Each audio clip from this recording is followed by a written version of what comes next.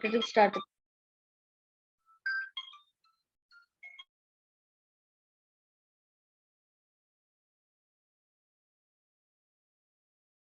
As part of the strategic choices, we've learned about the model of how competitive advantage can be gained. That was given by Porter's competitive advantage. After that, we've learned about the strategy choice strategy clock.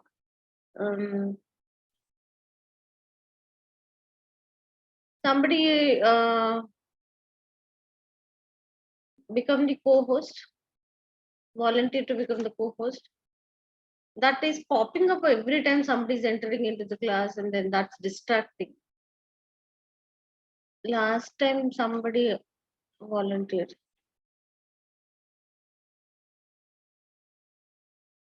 Anyone interested to?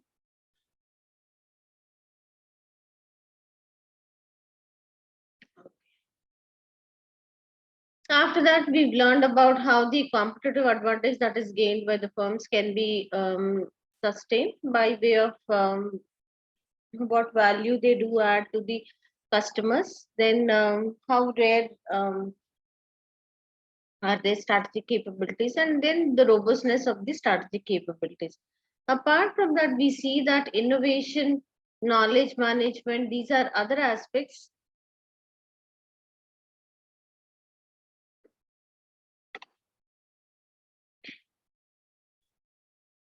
which help them to gain that competitive advantage if they put in a lot of effort to in terms of coming out with newer ways of doing work, innovation, the knowledge management, have the database that is that could be shared with others in the organization, and then how can they get benefit out of that. So these are the other ways of gaining competitive advantage.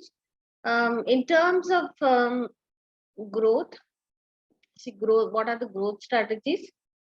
When we look into that, this one model that is given by Ansof's model. Ansof's model talks about what are the areas where they have to focus, or what their strategy should be related to what aspects of it. See, if it is the product, if it is the product, if it is an existing product or a new product, market also existing market, new market. So it's a combination of looking into these two things.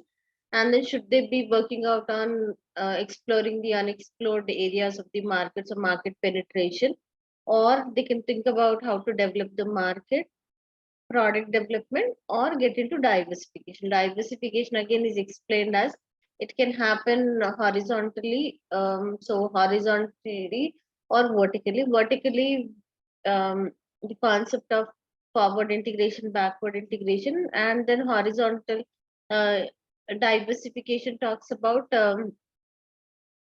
um, acquiring a business which is dealing with a similar type of product. That's a horizontal diversification, but something completely unrelated. If they acquire a business, then that would become unrelated diversification. So then the strategic strategy evaluation, in terms of that, what are the three different key tests that have to be taken up about the strategy that is already decided. So then they would test it for its suitability. Does it go along with the purpose of the organization, and is it suitable to the industry to which the firm belongs? Then acceptability, is it acceptable to most of the stakeholders or not? Feasibility, is it practically possible to achieve that? Then the sixth chapter, we've learned about how to implement growth and also assessing the business units. If it is implementing growth could be organic, that is slow and steady, they can grow. Logical incremental steps, when they are anticipated, they can grow.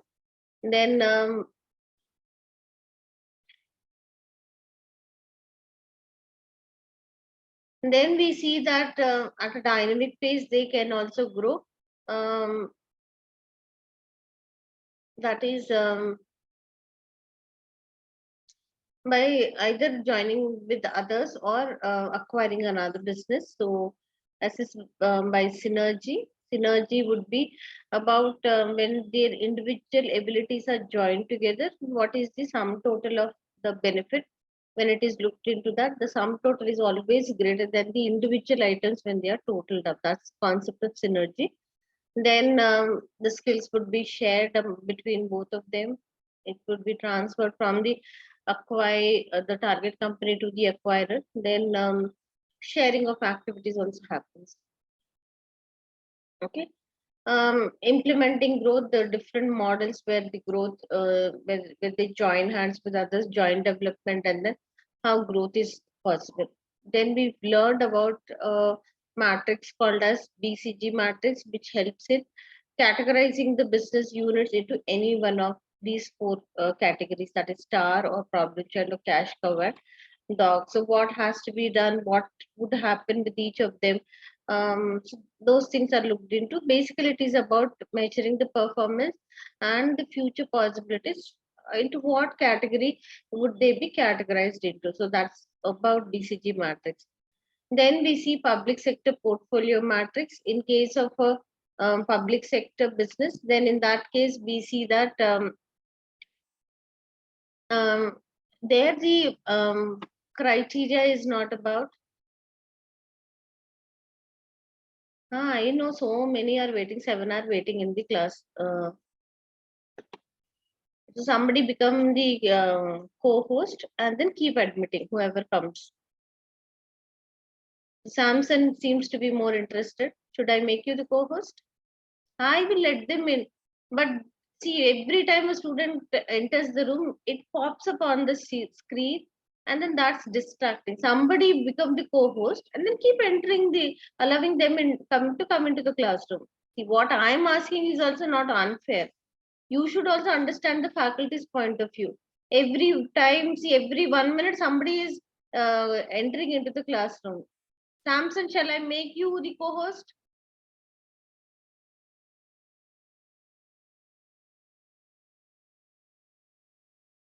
No, no, Sai. See, if you are willing to become the co-host, you bring the request to allow them to come into the classroom. Otherwise, you keep quiet. You have absolutely no say in that. Anybody wants to take the side of your classmates? When did I deny that they are not waiting? They are waiting. So, who's this? Muhammad Zahal. Will you become the co-host? Everybody wants to be safe. You want to come in, come, go out, exit, entry, all that is, I cannot take a decision. 10 students are there in the waiting room.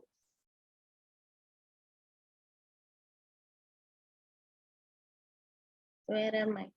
I get distracted.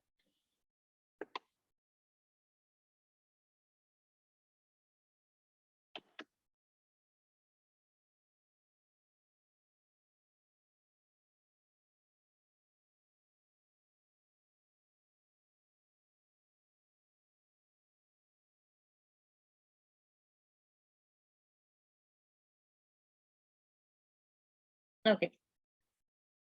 In case of public sector portfolio matrix, we see that there are two variables. One on the horizontal axis, we see that it is value for money, and the vertical axis, it is about public funding need, and how do they value these products or services, the public need and funding effectiveness, whether they would be looking at these, the benefits that are received from these products and services, in terms of whether this fund was effective or not. So there are four categories. One is public sector star, then political hotbox, golden fleece, and background issues.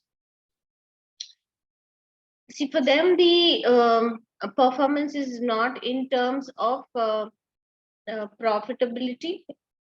It is about whether they have render services or not. So that is the criteria. Then when funds are actually spent, see, the public also should feel that whether it is low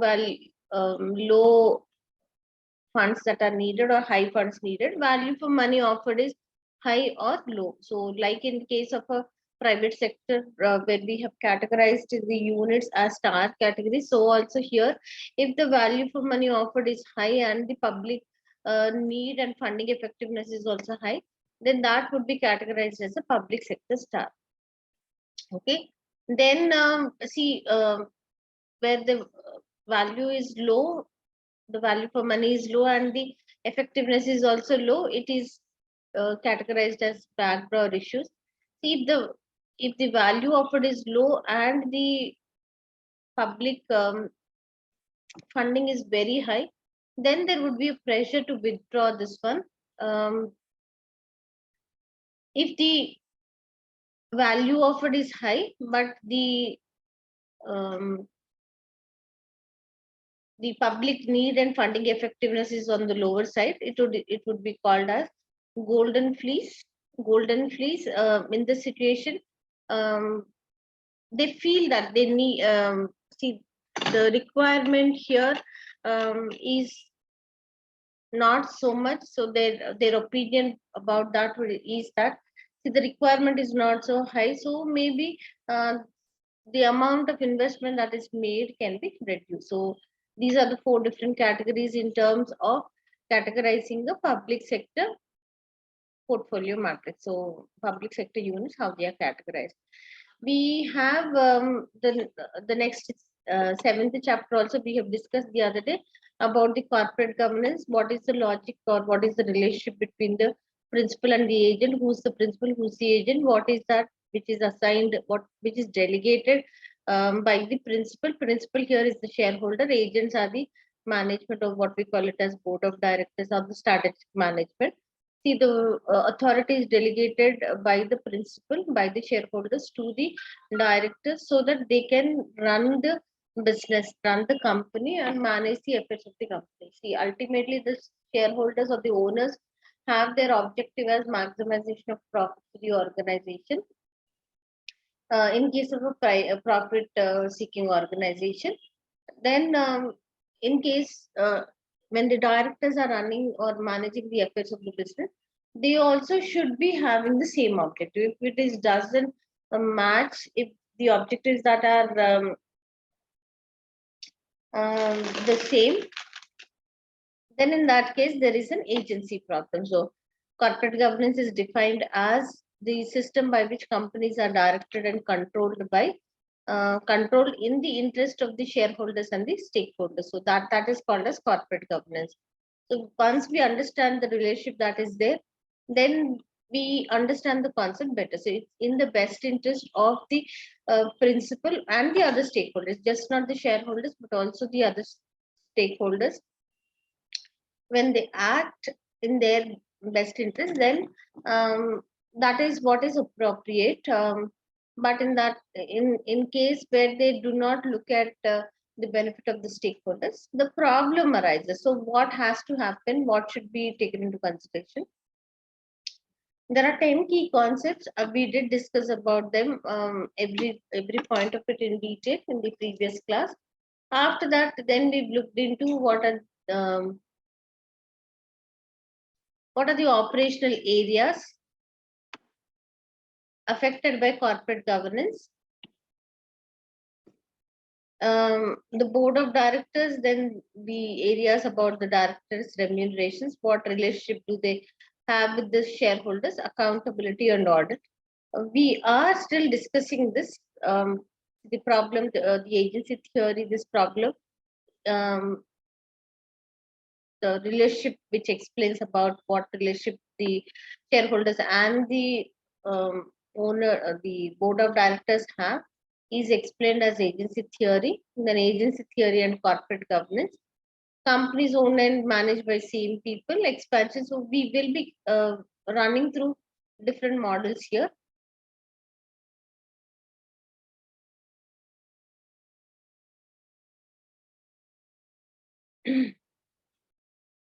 We finished with corporate governance in public sector also. Now we come to this point of stakeholder theory. As part of the strategic planning, initially we have started with looking at what are the three different types of appraisals or analysis that have to be taken up: internal, external, and the third one is the stakeholder analysis. See, looking at the interest of the stakeholders, that's one point what we are highlighting. So when we look at the best interest of the stakeholder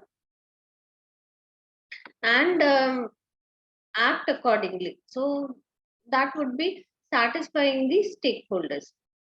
Who are stakeholders? Anyone, either it is an individual or a group whose interest lies with the um, organization. They have put in their interest, or they have vested their interest in the organization. So in that case, we call that individual or group as stakeholder. Someone whose interests are vested in the company is a stakeholder. It could be an individual, it could be a group. See, we see many stakeholders groups are there from employees, management, customers, suppliers, creditors, okay, government, general public, environment, animal species, future generation shareholders. See, all of them are stakeholders. In case of public sector, in case of public sector governance arrangements in the public sector,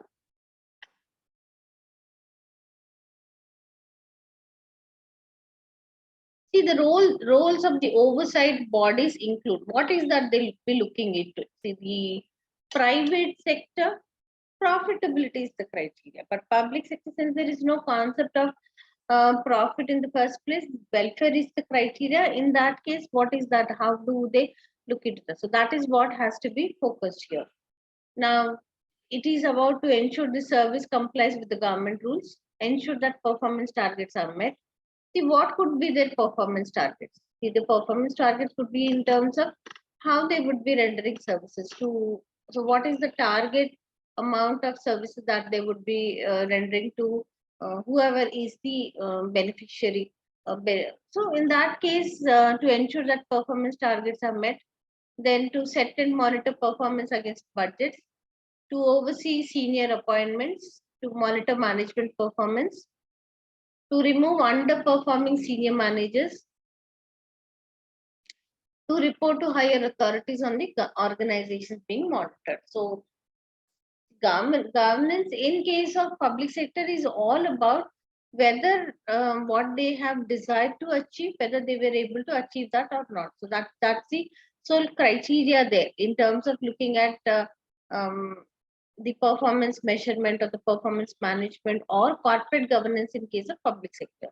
Whatever are their targets, whatever they want to achieve for a particular period, whether or not they are effective or they are whether they were able to achieve that or not is what is looked into. So that is the concept here about it. See, if someone is underperforming, so what would be looked into, what decision would be taken about that, and then how to report to higher authorities on the organization being monitored. So those are the areas.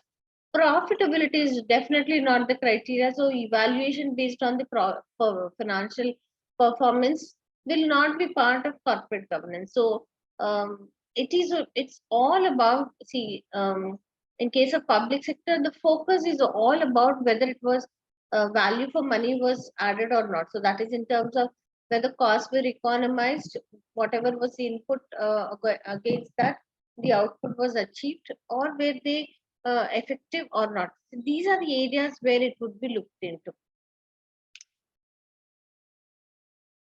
The approaches to governance, in terms of approaches to governance,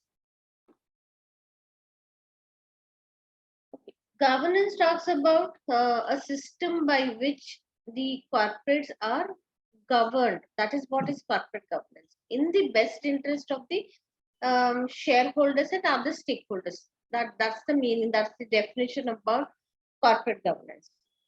Okay, definition wise, we talk about it as a system by which um, the management manages the affairs of the corporates. So if we are talking about system, there should be some guiding principles behind that. There should be some guidelines. If they have to manage the affairs of the organization, some way in which they are guided, they have guidelines to manage the affairs of the business. Here, basically, we see that there are two approaches. We need to learn both of them. Uh, let's see what where is it applicable. So we can also take up some case study kind of thing and then try to figure it out and then try to understand that. Corporate governance, what are the different approaches? There is one rule based approach and then one principle based approach. First, we'll finish it up and then talk about what are the ownership models and then convergence of governance codes. So, rule based approach, where is it followed? Okay, then principle based approach, where is it followed? The approaches to corporate governance, rule based is followed in the US and the principle based approach is followed in the UK.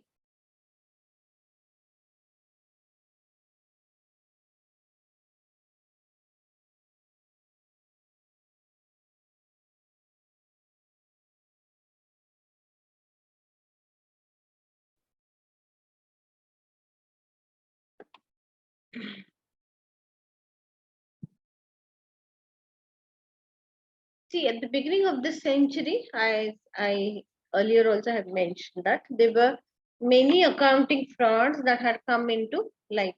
So, which because of which many companies became bankrupt. They filed for insolvency. There were many creditors were not paid their dues. That resulted in a recession across the world. Many countries in the world got affected because of that. So then, at that point of time, so there were many measures which were brought about. See, what are these accounting frauds that happened? See, there were loopholes which they took benefit out of it, and because of these loopholes, the financial statements were not properly presented. There were complete disclosures were not there. Misinformation, misrepresentation, misleading information was accounted in the books of accounts. There was no transparency. Then see they went on manipulating the financial statements until a point where it had come by at that point of time they were completely out of business, not able to meet their dues on the due dates. Okay, so funds were not available. All that happened, and then those things had come into light, and then ultimately they became bankrupt and then filed for insolvency. Now, such a thing not to happen in future, they came out with certain um, legislative responses. So, as part of that, we see that there is one act which we would be studying, which is called as SOX or Sarbanes-Oxley Act.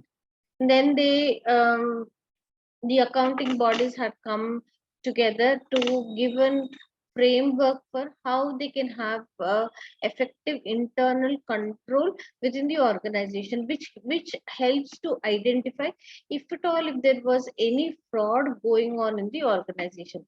So right now, so we will not be looking into the internal control. Little later, that is also part of our syllabus. We will be looking into the internal control. Maybe it will take another 2-3 days for us to reach to that point where we will be studying.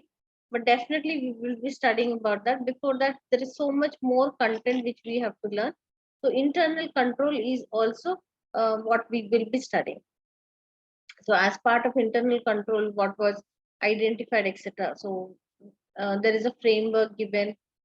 We will be looking into that. But right now, so in today's class, I will not be talking about internal control. So now here in that situation where um, it had come into light about the accounting frauds. In future, such a thing not to happen. See, there were two people who had come together, and they have given a, um, I mean, their legislative response to the accounting frauds that were happening. So, as part of that, they had come out with a, solution called as SOX. So, whenever there is something to talk about internal control or internal audit, it would be related.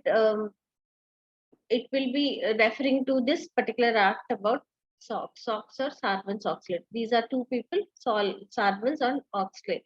So they have come out with that. So that is one part of rule-based approach. But when rules are framed, so within the organization, when there are certain rules which are predefined, they are communicated to people in the organization in the form of manuals, the guidelines, uh, which are communicated to others, then everybody would be aware of what has to be the code of conduct. They know what is the way in which they would be proceeding further. Then things will be in place. So that was basically the idea behind having effective control system within the organization. So there were certain rules that were framed so that the management, the board of directors do follow that. When they follow that, the possibility of an accounting fraud happening within the organization can be minimized. That's the basic concept behind that. So the rules that were defined, so as the rules that were defined have to be followed by the management. When they follow that, the possibility of an accounting fraud will be minimized, okay, drastically. So that's the concept behind. So when rules are framed, rules are communicated to the people in the organization. So what are the points in favor of that? What are the points against that? We will be looking into that. See, if it is in favor of rule based approach, if they are talking about rules and then uh, communicating these rules to the employees from the organization's perspective, what advantages are there? So then there would be, from the organization point of view, the clarity of requirements would be there. What is required of people in the organization, clarity automatically, because it's already communicated to them by way of rules or guidelines or principles, maybe in the form of policy manual or whatever, the code of conduct it is communicated. So there's clarity of requirements, what the employees are expected to take up. So there's clarity of requirements, standardization for all companies. So it should be followed in this particular manner. It would be very clear for everyone to understand. And there are binding requirements. It is not that only if it is possible to take it up. So there is no excuse now. It is binding. It's a binding requirement. If there is a binding requirement, then in that case, they will be compelled. They will be forced to follow that. There is no way that they will be now able to take a chance not to do or not to follow the rules. Okay, so there would be binding requirements from the organization's perspective. From wider stakeholder perspective, see, there is standardization. So everywhere it is the same thing, standardization across all companies, sanction and greater confidence in compliance. So stakeholders would be now relaxed about it, or they have greater confidence in the compliance because things are followed appropriately, but in their best interest. Therefore, from the wider stakeholder perspective also, see, what are the benefits from their perspective? What are the things that are against that? See, against the rule based approach, it is changing times where changes are happening at a drastic pace. And in such times, the management wants to adopt itself according to the changed times. If there are rules that are to be followed, they're compelled to follow, they are binding, upon everyone in the organization. In that case, they find little adaptability to the change scenario. They find it little difficult because they have to follow the rules, but the external environment requires them to take up something else. So in that case, that can act as, that can become a disadvantage. So from the organization perspective, see, when the rules are there, always see for all, that's human nature to break the rules. So find out the loopholes in the system. Exploitation of loopholes is one possibility. Then we see that underlying belief,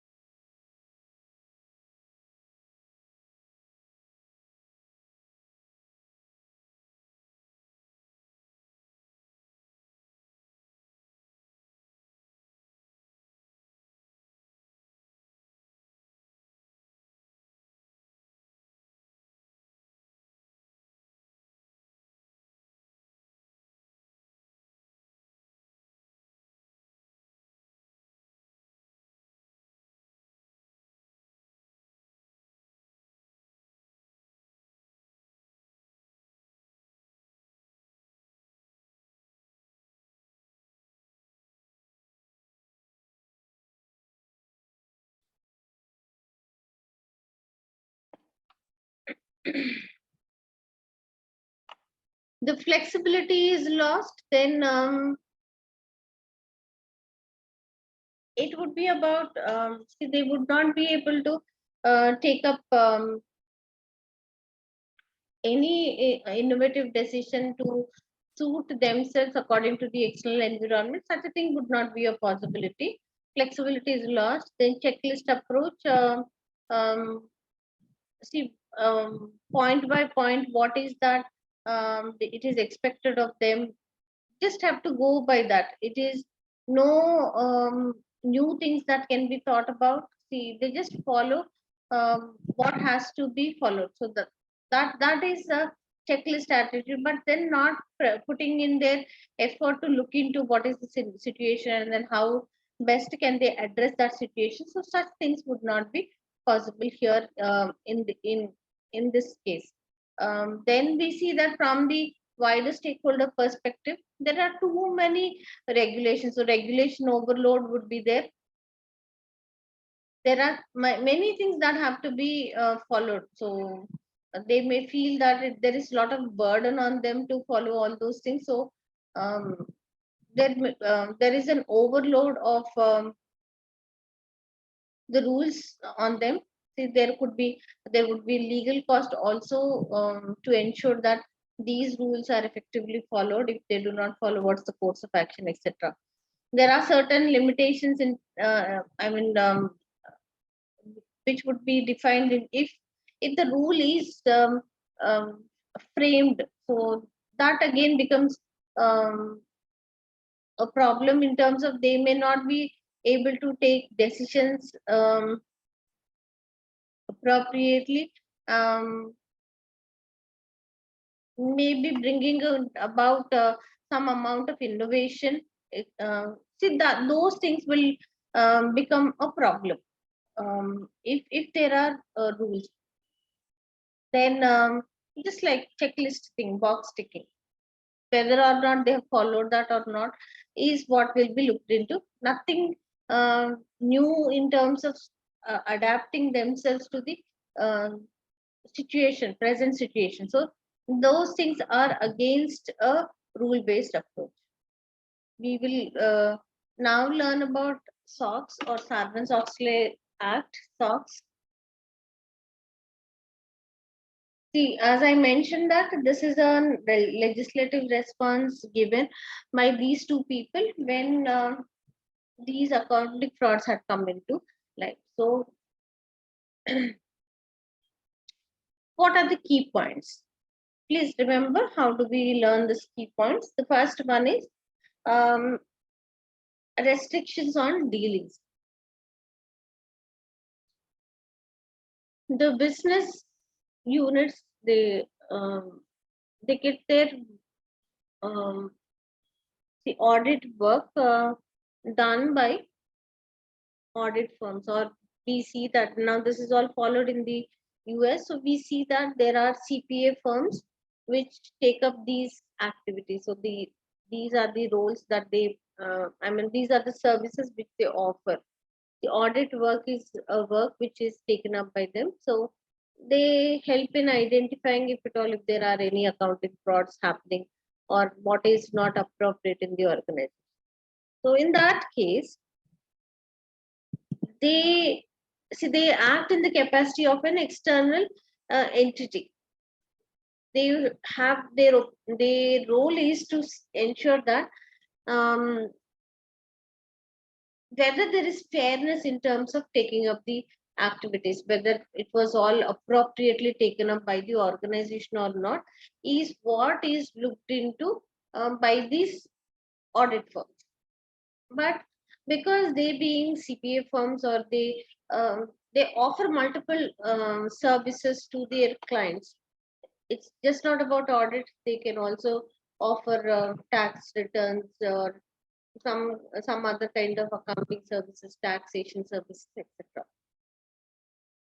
So here, the first requirement says that there is some amount of restrictions on dealings. Directors, um, so the firm wise, the firms are not supposed to offer all types of services to the firm. There are certain restrictions that are laid out for these firms. That's one aspect of it. Okay. There is one requirement which says that they cannot be involved in offering multiple types of services. Why? See, their independence would be lost. See, if there is too much of dependence on the firm for them to earn their revenue, if that is the case, then we see that they would be dependent on them for their revenue. Therefore, they may not give a fair view of whatever audit work they are taking up. So that seems to be one main reason why these the weaknesses in their financial statement or the frauds that are happening in the organization will not come into light. See, somebody who has to give their fair view is if they are bound by favors received from the organization, if they are receiving their major revenue from the organization, they would not be giving a fair view of uh, the accounting of the financial position, the accounting transactions, the financial statements, etc. So they would not be giving a fair view. So that's one important aspect we have to look into that. Why? Because of receiving favors from the company, they may not act fairly. Um, Unbiased objectivity would be lost. Unbiased judgment would be lost. Now, looking at that point of view, now we see that there is restriction on dealings levied for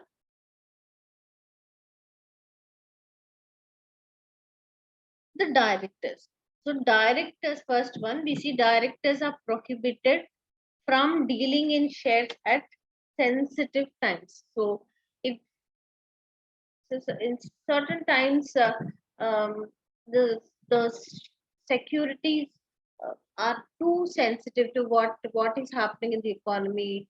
See, based on the information, there is a lot of fluctuations, volatility in the prices of the securities. So in such sensitive times, directors are prohibited from dealing in shares at sensitive times. That's one restriction that is laid out on the directors. Second one, for the audit partners, the board of directors would appoint or constitute different committees. One committee is audit committee. See, when these committees are formed, it is in the best interest of carrying on with the audit activity. So here in these committees, or see the board, in the board of directors, um,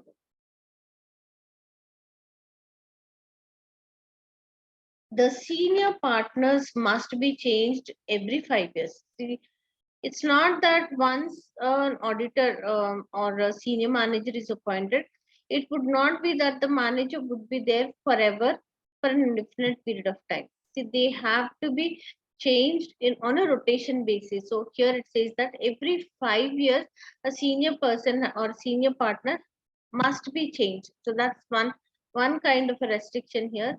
The senior managers who constitute that board of directors, they cannot be there forever, but there is a limitation that they have to be changed every 5 years. Third one, auditor independence. If there is auditor independence, we see that auditors are restricted in the additional services they can provide to an audit client. See, the firms, the CPA firms or the auditors that are providing services to the business, they cannot provide all types of services. There is a restriction, as I have explained to you just now. So there is a restriction as to what kind of services can they provide to the firms. Then when audit committees are appointed, company must have an audit committee, will be disallowed from trading if it does not have one. What is the role of audit committee?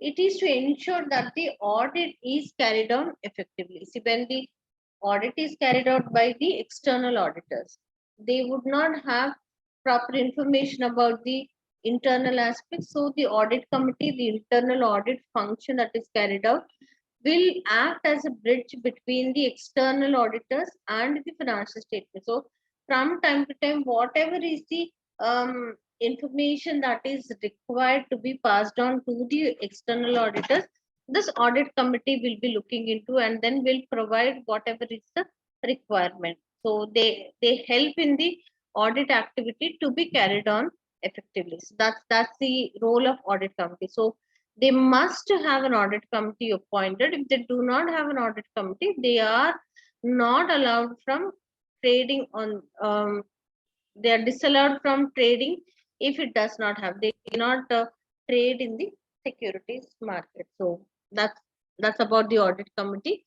Then see the financial statements have to be reported periodically. That is at the end of the period, at the end of the accounting period, the financial statements and the financial position is to be disclosed. So there are reports, the financial statements are disclosed. So here there is one more requirement based on section 404. You have to remember the section. According to section 404, it states that there should be a report to be prepared,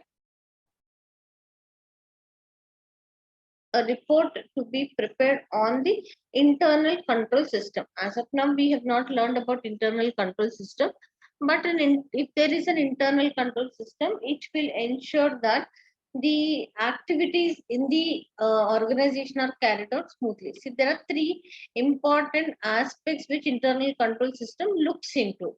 What are they?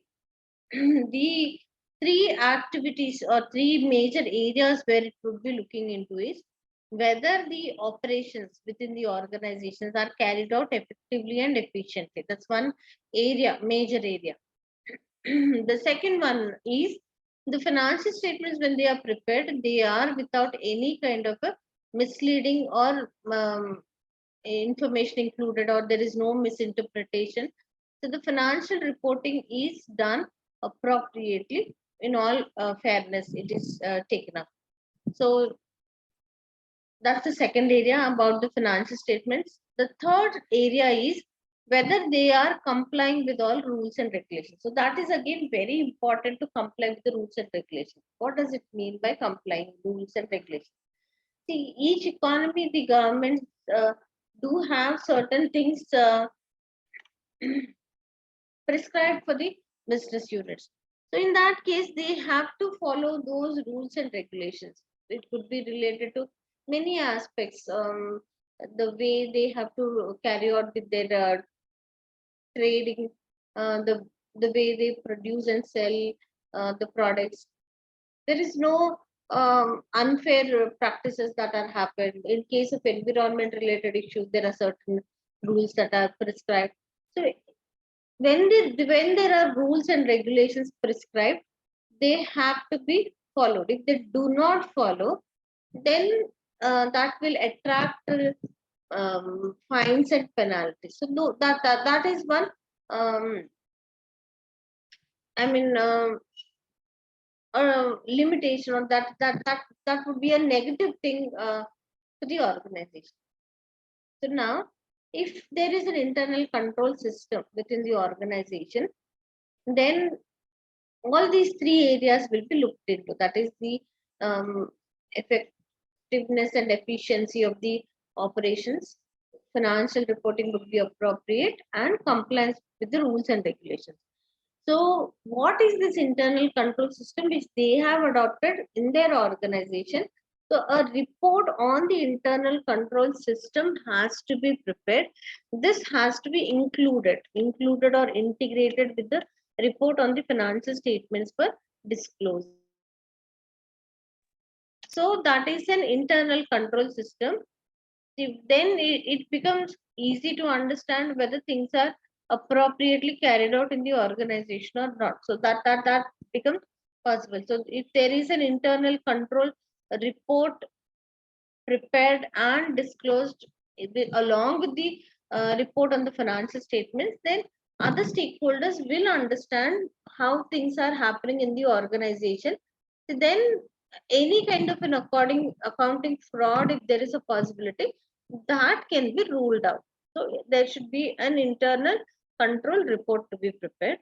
Accuracy of the financial statements must be vouched for by either the CEO or the CFO. So that also will give them that the financial statements that are prepared are fair. There are no loopholes, or there are no inefficiencies, accounting manipulations are there. So without that, the financial statements are there. So that has to be vouched by the CEO or CFO. So then they will ensure that things are all appropriate. Okay. So that is what then the last one talks about increased financial disclosures. So any, of course, accounting system is the accounting concept of accounting itself. It says that those transactions that are measurable in terms of money are recorded in the books of accounts. So what about those transactions which are not measured in terms of money? So they would not be recorded in the books of accounts. So such information should be disclosed in additional notes along with the financial statements that are disclosed. There should be another note that has to include all those transactions, all those details which are not present in the financial statement. So there should be increased financial disclosures. Financial reports to detail off balance sheet financing. See, what's the concept of off balance sheet financing? I don't know. Maybe content is going on a drier note.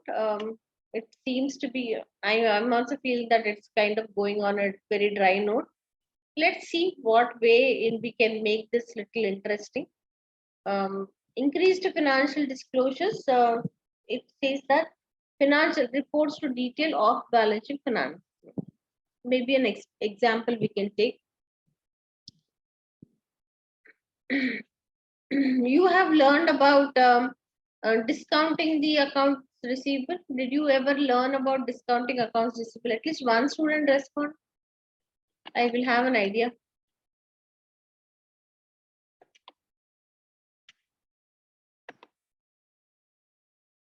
Anyone to respond? Are you aware of discounting the accounts receivable?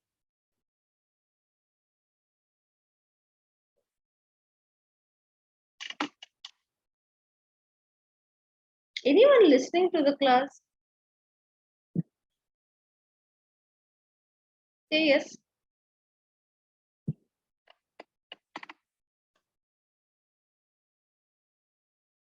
Okay.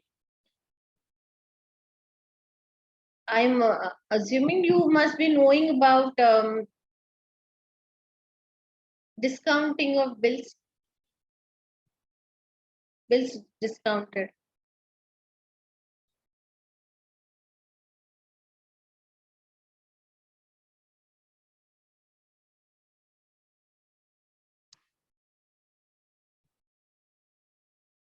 Anyone? Huh. Okay, that's it. See, when bills are discounted or bills are or the dues that are to be collected from the debtors. So instead of that we have being as sundry debtors, what the Indian terms which we use, we also call them as accounts receivable. And international perspective, they are named as accounts receivable. So when there is a possibility that these accounts receivable can be discounted. So either they are discounted with a someone invoice discounted, we call it, or there is a concept of factoring. You must have studied somewhere about financial services. As part of financial services, you must have studied about factoring. I'm assuming you must have, because concept of discounting is not such a thing that you would not be aware of it. So as against the accounts receivable, when they receive the cash, accounts receivable are no longer with them, but it should go to the invoice discounter or the factor. It's no longer their asset in the form of receivables, but rather they've received cash. If they do not include that information, so that would be misleading information. That's one example. Another example, what we can quote is, see, if at all, if the firm has entered into a lease agreement, one type of lease is operating lease. See, if it is a capital lease, the lease details would be capitalized. We see what is the total liability, that would be there. But if it is an operating lease, I'm not getting into the details of what are the differences between capital lease and operating lease. Operating lease, as against that, we would write it as rent paid, rent on the lease paid, basically. So many details cannot be known for what is the time duration for which they have entered into a lease agreement, what is the amount, how long do they have this liability to pay the lease amount. That's another example we see that. So when they enter into operating lease and then fail to provide information about that, see, that again would be misleading information. They have a liability for some n number of years, which the other creditors do not have an understanding about that. See, then when they take decisions, this particular thing which is not disclosed will definitely have an impact on that. So when information which are to be disclosed but are not disclosed, then we call that concept as off balance sheet financing. So the last point says that every information or every transaction which the business enters into has to be disclosed. If it is not possible to disclose it in the financial statements, include those details in the additional notes to financial statements. So that's another requirement, increased financial disclosure. So these are the things, these are all rules. Now, in as part of rule-based approach of corporate governance, there are certain rules which are already defined. So the firms have to follow these rules. By following these rules, it would be kind of an assurance that there is no accounting fraud that is happening. So nobody is looking at their personal interest or benefit, but they are acting in the best interest of the organization. So that is about the SOX.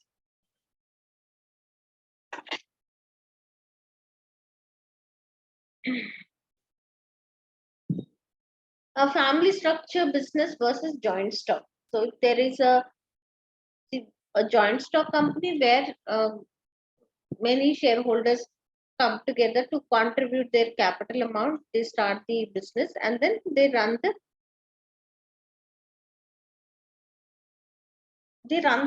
business. So I mean, who runs that? Then they delegate the authority to board of directors. Board of directors take decisions in the best interest of them. That's a joint stock company. We've been discussing that over the last 2 3 classes. So that is what is a joint stock company. If it is a family structure business, we do not see that external stakeholders would be there. Most of them would be family members only. So a family structure organization, what are the benefits of having them? See, it is important that we learn here, because when we are discussing about a particular organization, particular situation, it is important for us to know whether it is a joint stock company or a family business.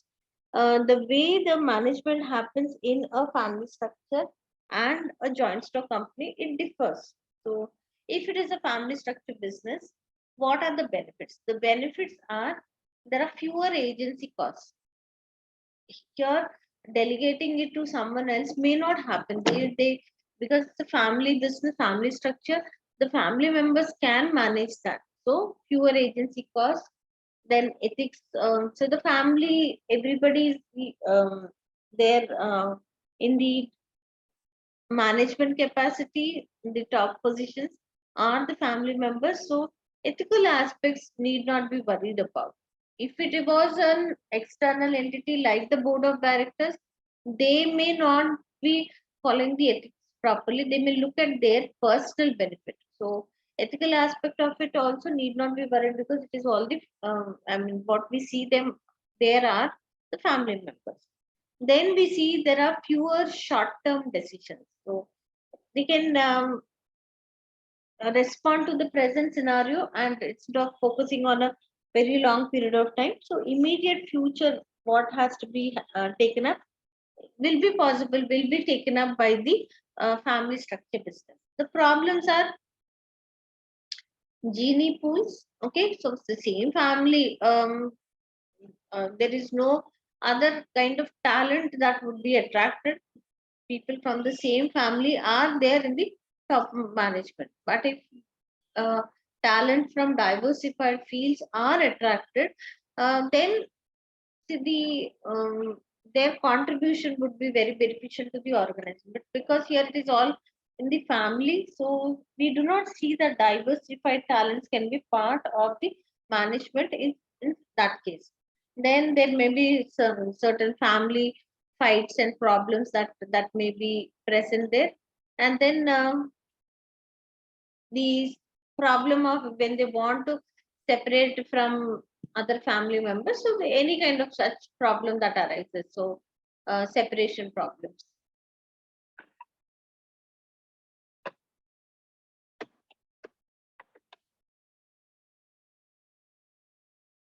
Insider dominated structure versus outsider dominated structure.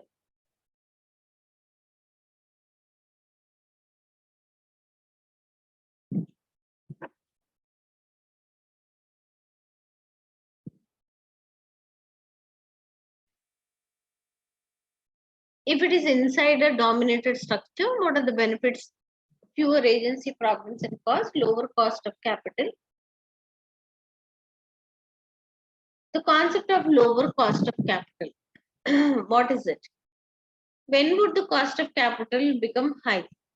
If there are outsiders, if there are external stakeholders, they have a high expectation from the company in terms of profitability.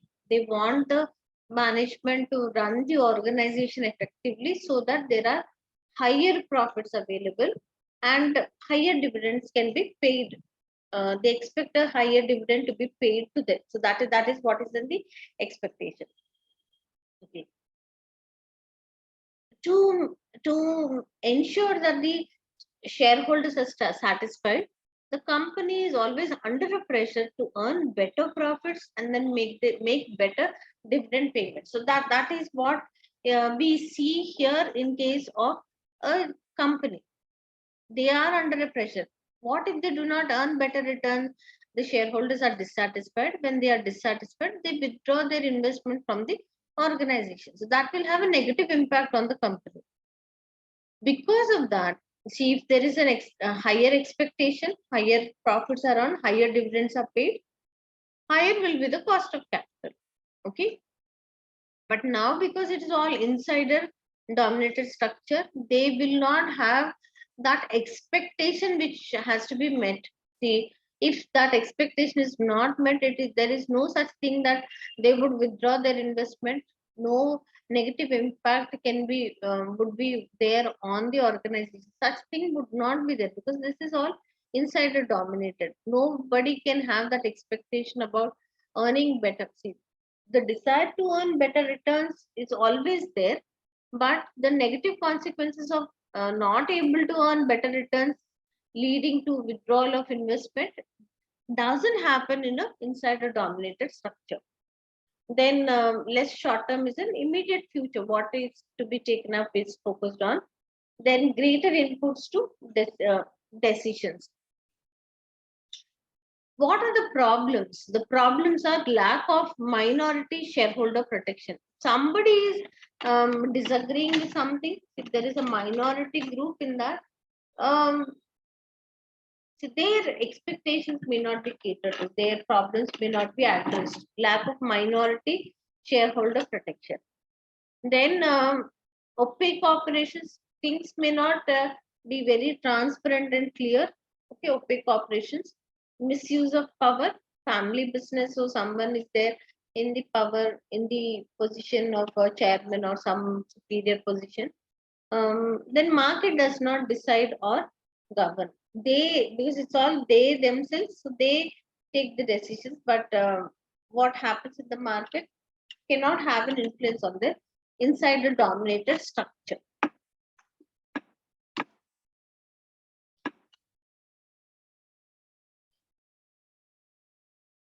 Um,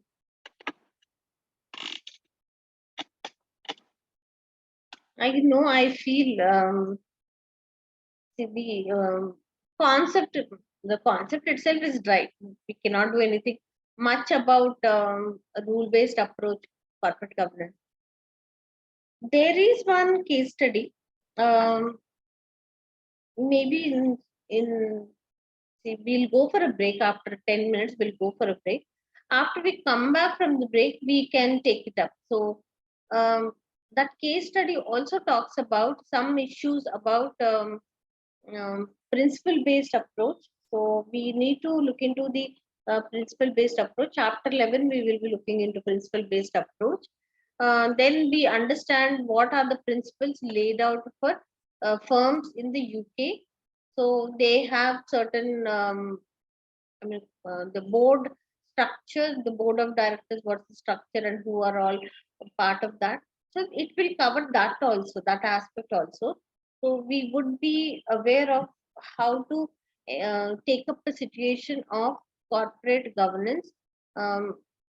See, it is a family dominated and um, what is the role of different companies, etc. That also we will be able to look into that. I did mention that I will do a case study on Fortis by Fortis. Let's see how things happen and then we will take it up.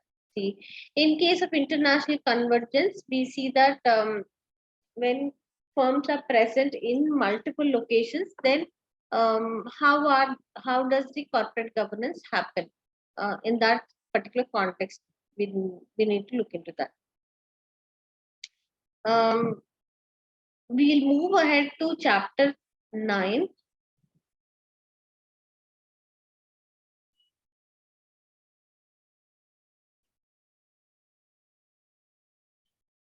Chapter 9 says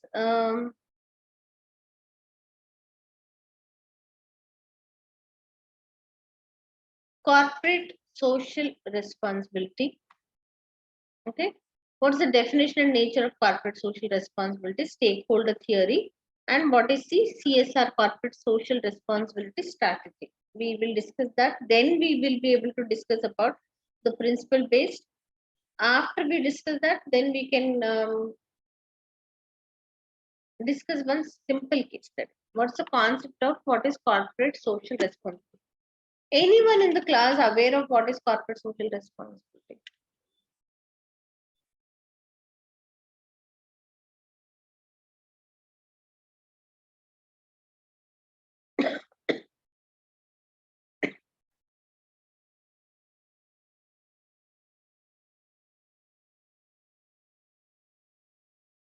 Anyone in the class who's aware of what is CSR or corporate social responsibility?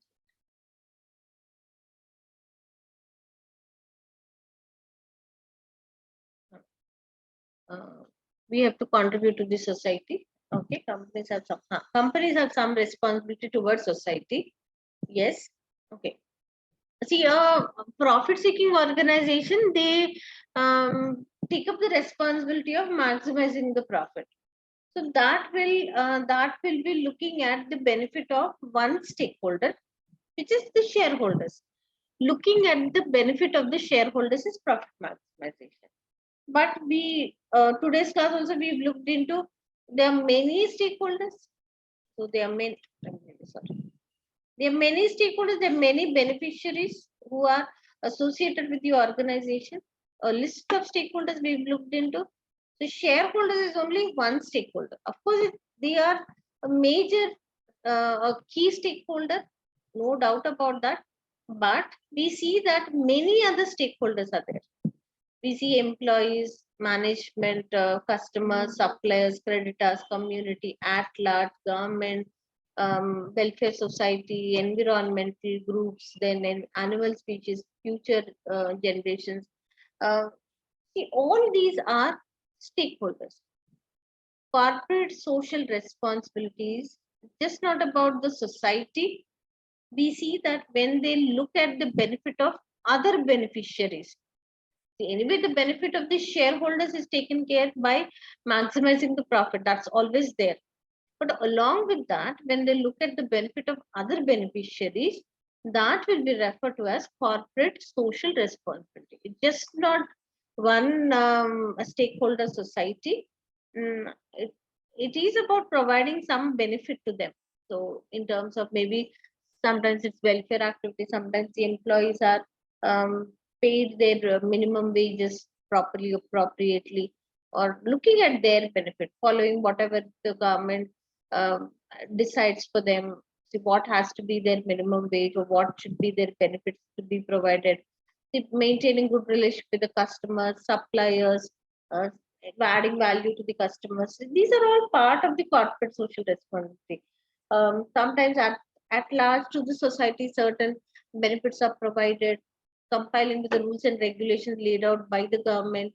There are environmental groups, they have some expectations in terms of how they can minimize on the pollution generated, the carbon footprint, then what are the rules that have to be followed. So complying with those rules and regulations, they would look at, they would cater to the requirements of the environmentalist groups, the future generations, by consuming less amount of natural resources and letting the natural resources to be carried out to the future generations. That is also CSR.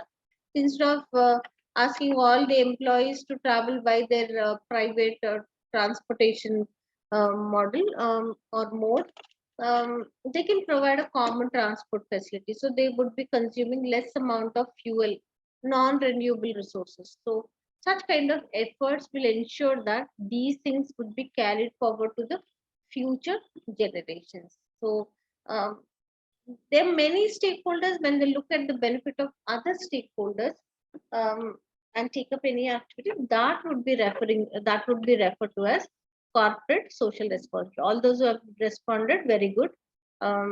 Your answer is correct, but the concept has a broader perspective. It's just not about the society, it is about all the stakeholders. Okay. um, CSR refers to the organizations considering and managing their impact on a variety of stakeholders. So they look at the benefit of the other stakeholders. Who are the other stakeholders? We see that it's about the local community, environment, employees, shareholders, suppliers, customers, anybody to whom they can provide a benefit. Okay, that would be referred to as corporate social responsibility. Okay, nature of corporate social responsibility. Um, there is a model given by Carroll. I'll just put another slide. We can understand this particular concept in the form of a model. I'll just put one slide.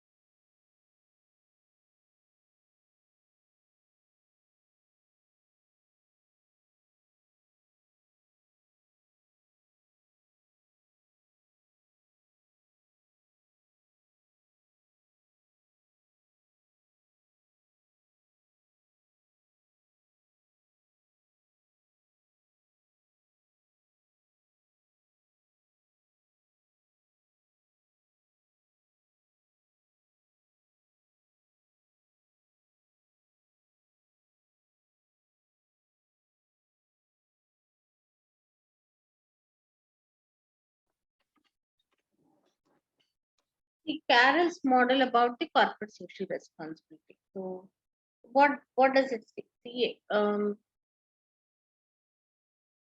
this is a hierarchy. This is a model where we see that the human beings have four different types of responsibilities. So the responsibility of economic at the that's the first thing. Second one is the legal responsibility, ethical and philanthropic. So these are the four responsibilities what have to be fulfilled. So the same is the explanation given here. Carroll defined CSR as including four different points about economic, legal, ethical and philanthropic.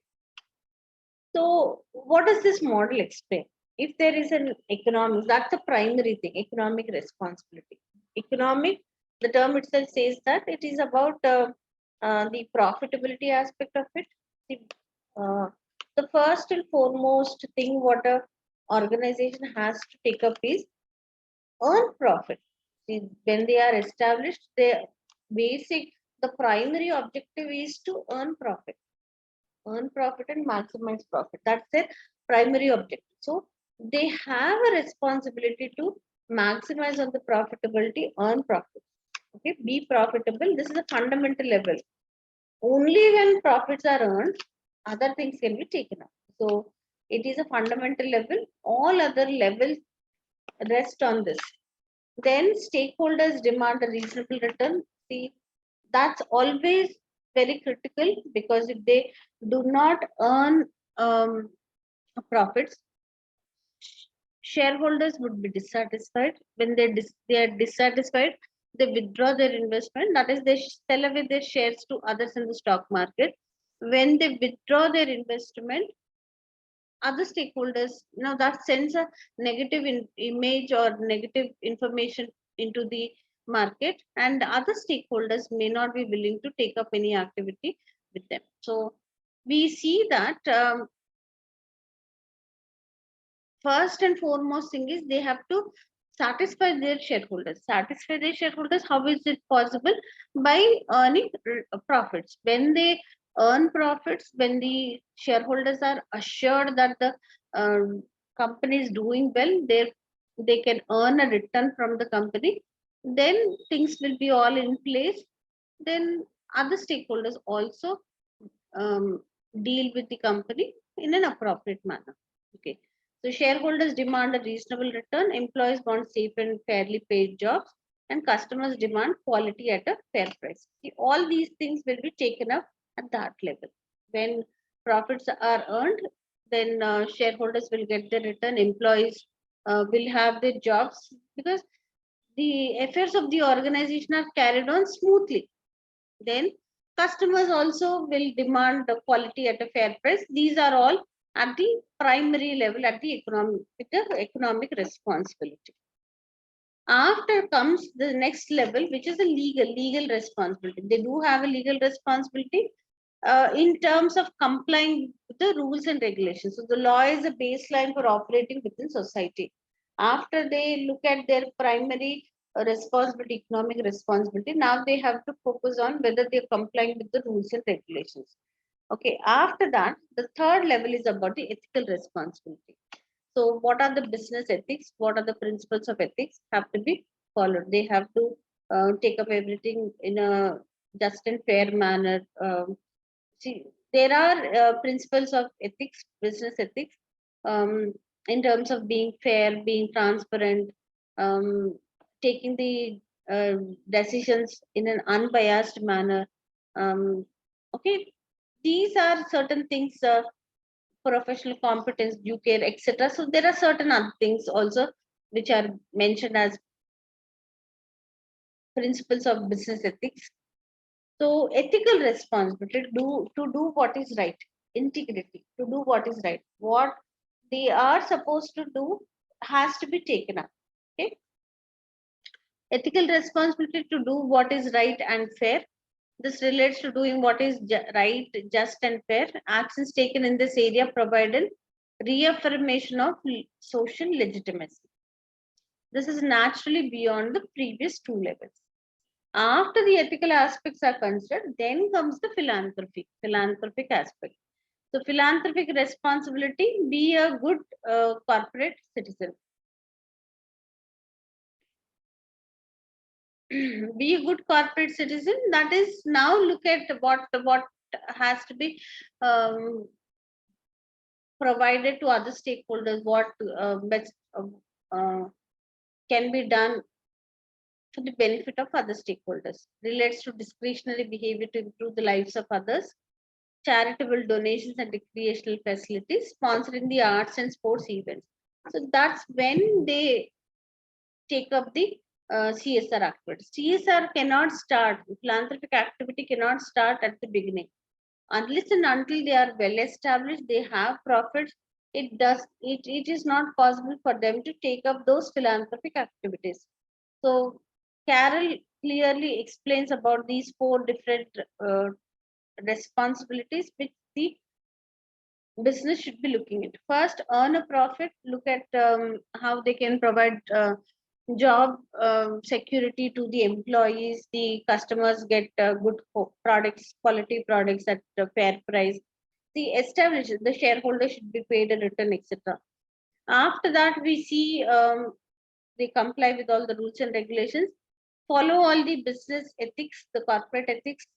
Then comes taking up any activity which can provide benefit to other beneficiaries in the system.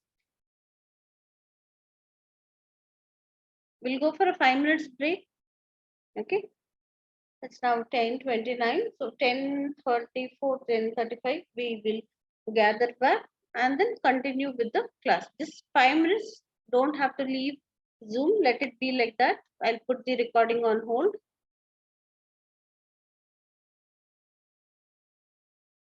So let's continue further. After nature of CSR, according to Carol, Next is what should be the CSR strategy. CSR strategy. Now we understood the concept of CSR as looking at the benefit of all the beneficiaries. See, anyway, the primary beneficiary, the shareholder is taken care of, but apart from the primary beneficiary, all other stakeholders benefit also has to be looked into. That's the concept of CSR. Now, in this case, the CSR strategy will first look at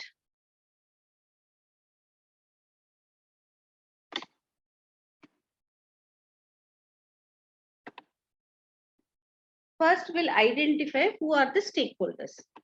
Okay, to whom the benefit has to be provided. Identify the stakeholders. Then we see classify stakeholders, categorize them or classify them, or maybe primary, secondary, who should be given importance, etc. Classify the stakeholders. Establish what claim do they have. Establish stakeholders claim. Assess stakeholder importance. Okay. Then decide on response on social pressure. So how should the stakeholders be handled? What kind of importance should be given is about the stakeholders, the CSR strategy about the stakeholders. Okay. Who's a stakeholder? Which we have discussed, any person or group that can affect or be affected by the policies or activities of a organization, because they are associated with the organization. So anything with the organization that happens with the organization, they also get affected because of that. So they are looking at the organization for their benefit also. So because they are associated with the organization, their interests are with the organization. So anything happening with the organization, it will have an impact on them as well. Okay. Then the stakeholders claims are, these are the demands that the stakeholders makes of an organization. What kind of a claim do they have on the organization? Understand that. Establishing stakeholders claims, they essentially want something from an organization. See, if government is there, they want the organization to comply with the rules and regulations. They expect that they make the tax payment promptly, they follow the rules and regulations. Stakeholders like suppliers, they want to have a good relationship so that when the orders are placed beforehand, they can cater to that requirement. Customers definitely want better price, better quality. Okay, they have their own expectations. So likewise, environmentalist group, they want the company to follow the environment related rules, etc. So every stakeholder, to some extent, they have some expectation from the company. So understand that stakeholder claim. It could be direct claim, it could be indirect claim. Direct stakeholder claims are usually unambiguous and are often made directly between stakeholders in the organization. Example, trade unions. Or it could be indirect claim, are made by those stakeholders unable to express their claim directly to the organization. So they have no voice. Example, an individual customer of a large organization. So basically, they are not very powerful, or so in respect to this particular thing, there is a model that is given by Menlo. We will be looking into the Menlo's matrix in terms of what strategy has to be adopted to deal with the stakeholders. Okay. So stakeholders are classified as internal, external, narrow, wide, primary, secondary, active, passive, voluntary, involuntary, legitimate, and illegitimate. Okay. So that's not a very difficult concept that I need to explain. That stakeholder classifications are in this particular manner. So you can also just read through, give a reading from the study text about the different types of stakeholders. We will now look into the model given by Menlo. It's called as Menlo's power interest matrix. So this is what strategy has to be adopted in terms of dealing with the stakeholders. So this is called as stakeholder mapping or Mendelow's power interest matrix. Now he talks about what should be the strategy the company has to adopt when dealing with stakeholders. For that, there are two variables that are taken up. One on the horizontal axis is the level of interest, and on the vertical axis it is the power. Okay, power which is low, power which is high. Some of the stakeholders do have the power. A group of customers are powerful. Individual customer is not powerful. Okay, government is powerful. Okay, then see supplier, an individual supplier is not powerful. So it depends. So who's the stakeholder, and the stakeholder, how much power does the stakeholder have? So power is on the lower side, power is on the higher side also. Then we see level of interest. Level of interest is on the lower side. Level of interest is on the lower side. It is the higher side.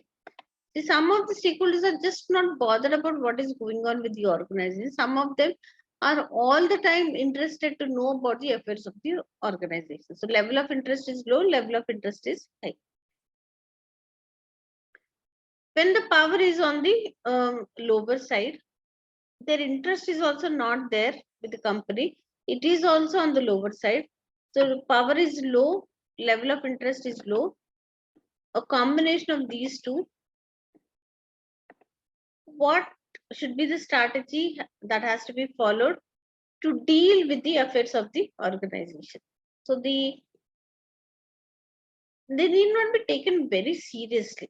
Level of interest is on the lower side, power is low. They are not powerful. Basic important thing is they are not very powerful.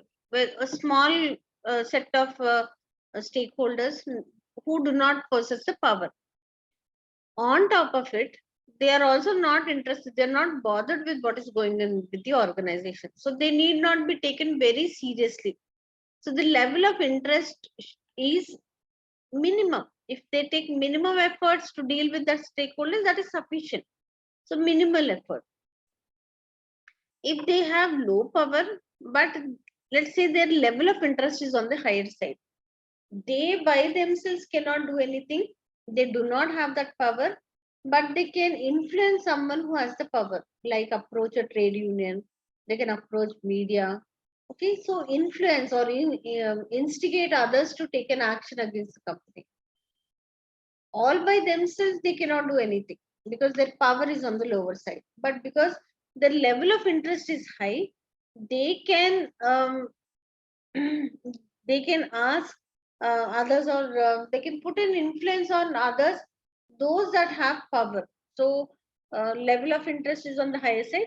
Whatever information they are seeking, provide them that information, keep them informed. That should be the strategy.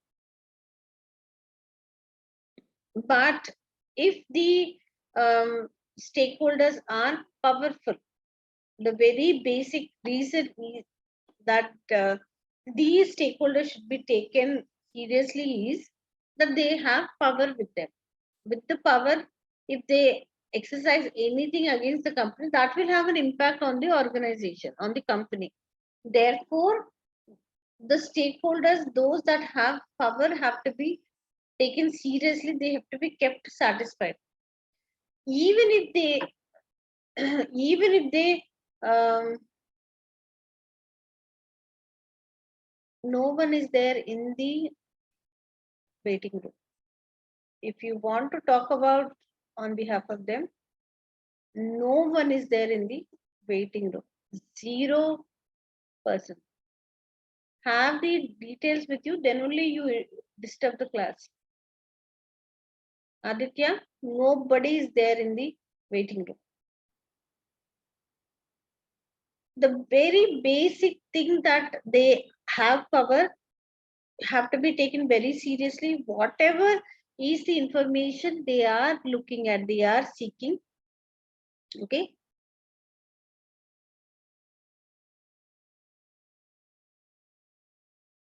So even when somebody enters into the classroom, you got the information and you're recommending them to enter them into the classroom.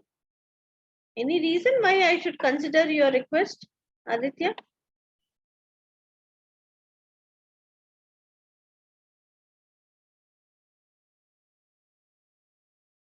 Okay, so the strategy which has to be adopted is keep them satisfied.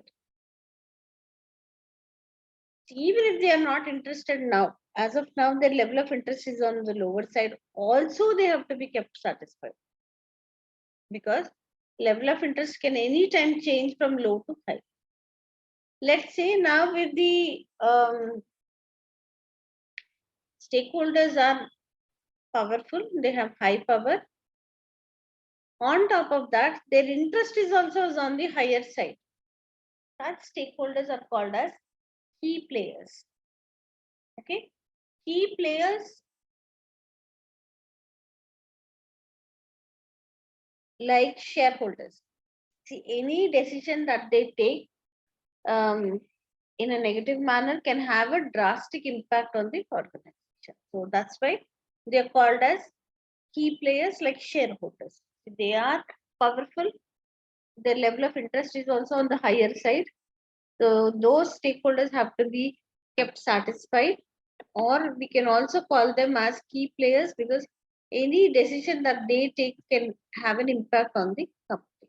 Okay, this is a matrix given by Mendelow's power interest matrix.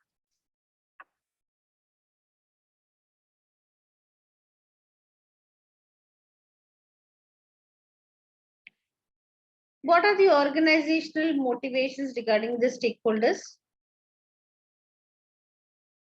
First one is instrumental view. To not do so would have an impact on primary objectives of the organization, devoid of any moral obligation. So, what is the motivation?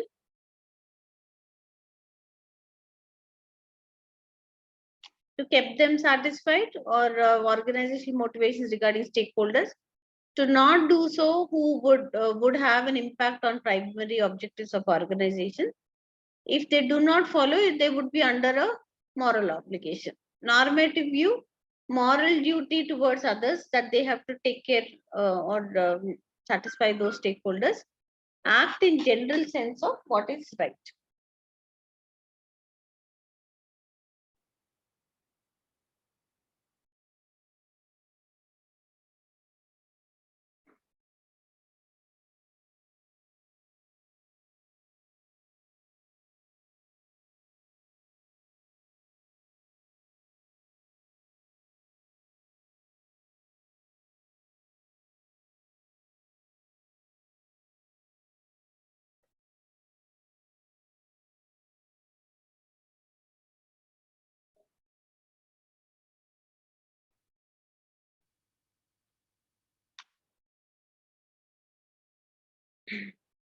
Corporate citizenship goes beyond compliance, obligations, and that which is required by law. The conferral of rights on stakeholders and the acceptance by the company of its responsibility. So, in terms of what they ought to be doing towards their stakeholders, okay, the demands for corporations to be more accountable comes from two main sources. One is government failure, example, failure of governments to deal with risks that accompany those rapid changes in products and services. Second one is corporate power.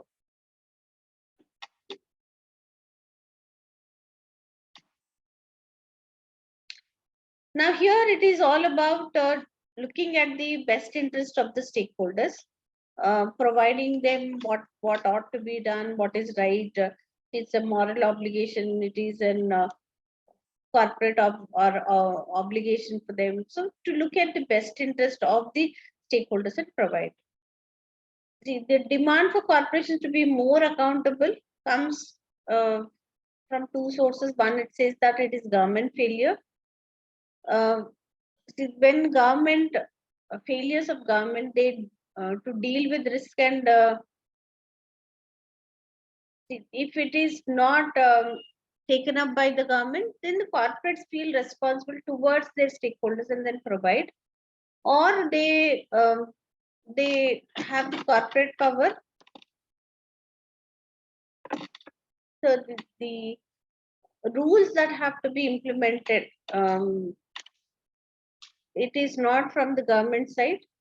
It is there with the hands of in the hands of the private people. Then they do take up the responsibility. See, some of the corporate social responsibility activities taken up by corporates are, they adopt a particular village, they provide certain benefits, they provide education to underprivileged people, they take up some social welfare activities, they look at the benefits of the society at large and take up certain things. From the accounting sense, some of the organizations do come in, provide tax returns facility free of cost. Some of them educate, some free classes are conducted to provide some education in terms of technology or something, some courses that are offered to underprivileged sections of the societies for the benefit of them. At schools and colleges, they organize certain campaigns for some kind of benefit. So those kind of um, activities are taken up. They themselves feel the responsibility.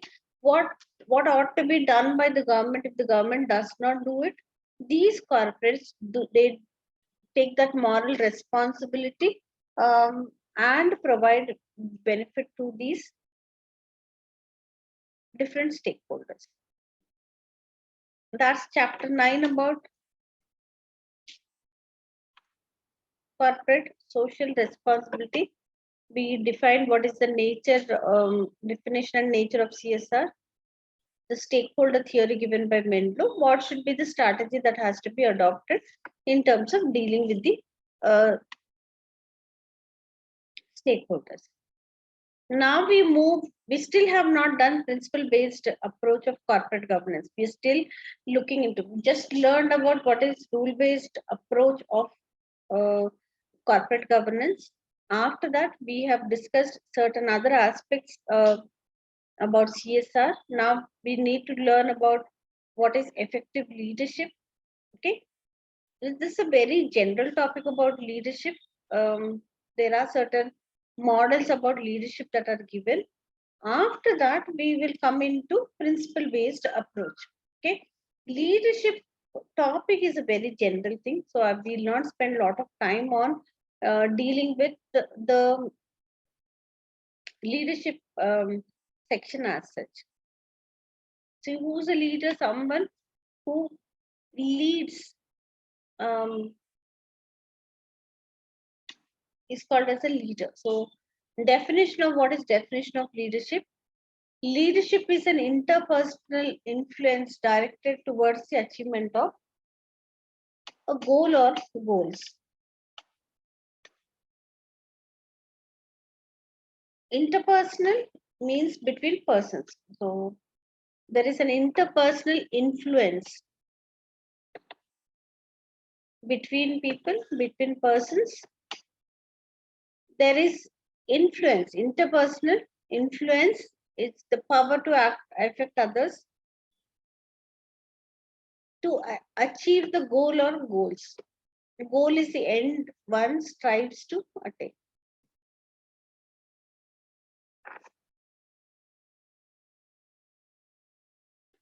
Leadership can be viewed from three standpoints. One is an attribute or a position, a characteristic of a person, whether he's a natural leader or not, a category of behavior. There are different theories, models that are explained about leadership styles. Okay.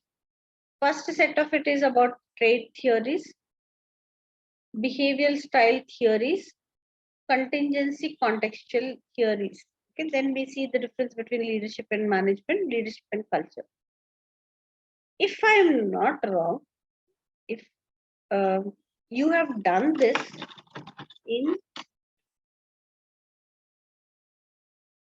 First, foundation level papers. F1, accountant and business. Do you remember doing this?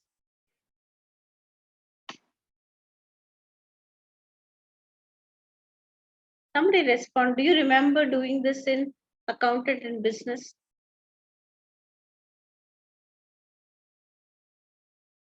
Different leadership theories. Leadership, the concept of leadership, mentoring.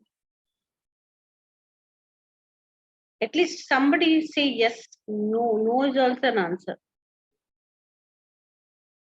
You didn't do accountant and business, the paper? That's in the old syllabus. The new one is business and technology.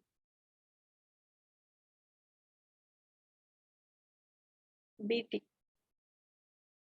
F1. What is the title of F1 paper?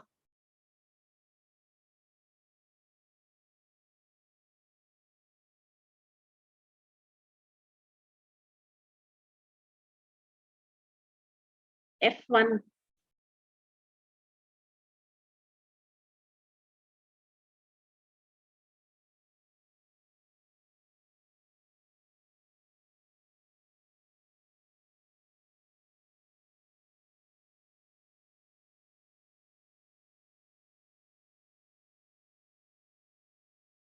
No one knows what is F1?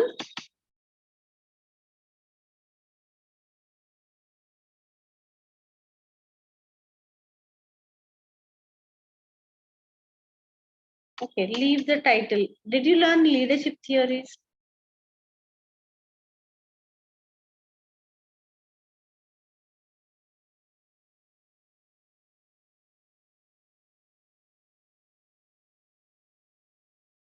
Did you learn leadership theories? Is my question so difficult to answer?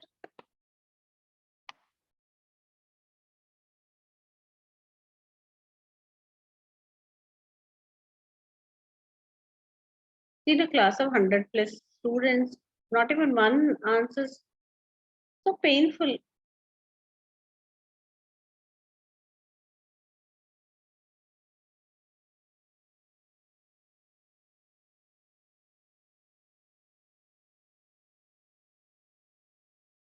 You answer and I'll continue.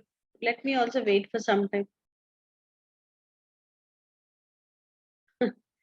Very nice answer. Don't remember. Semester 1, what did you learn?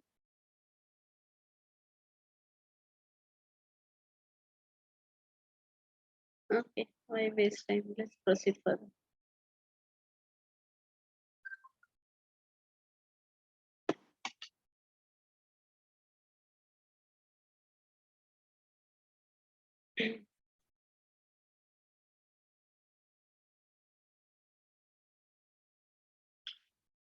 See, the next chapter, chapter number 10 is effective leadership. Effective leadership. We understand the nature of leadership, then we understand different types of leadership, entry, and intrapreneurship. Entrepreneurship and intrapreneurship. Simple terms, who's a leader? Someone who can lead. Leadership is there are different aspects. It is a relationship between persons and having an influence on them to achieve the end objective. So that's about leadership. See, there are different types of leaderships. First one is it's trait theories. So trait is an attribute, it's a characteristic, it's a feature. So based on that trait theory, so great leaders were considered to have, for example, these traits. What are those traits? Physical traits, like someone who's with a well-built structure is looked at as a leader. So such as drive, energy, appearance, height, etc. Personality traits such as adaptability, enthusiasm, and self-confidence. If they possess these things, they can be they are treated as leaders. Social traits such as cooperation, tact, courtesy, administrative ability. Then we see above average intelligence. That could be another trait. Initiative, proactiveness, that is independence and inventiveness, and the capacity to perceive a need for action. If they are motivated, self-motivated, motivate others, that's another trait. Self-assurance and self-confidence. The helicopter factor, the ability to rise above the particulars of a situation and perceive it in relation to the surrounding context. So they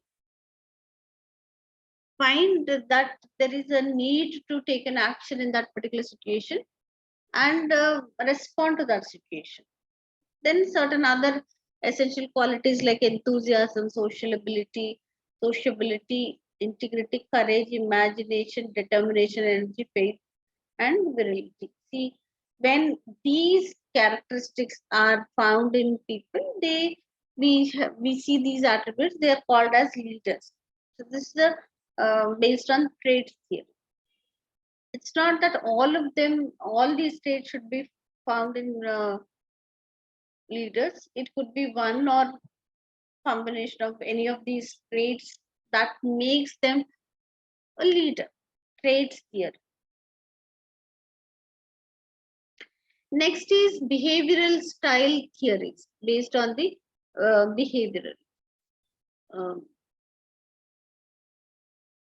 First, when a successful leader will exhibit a pattern of behavior, the first one is um, a leader who tells, autocratic.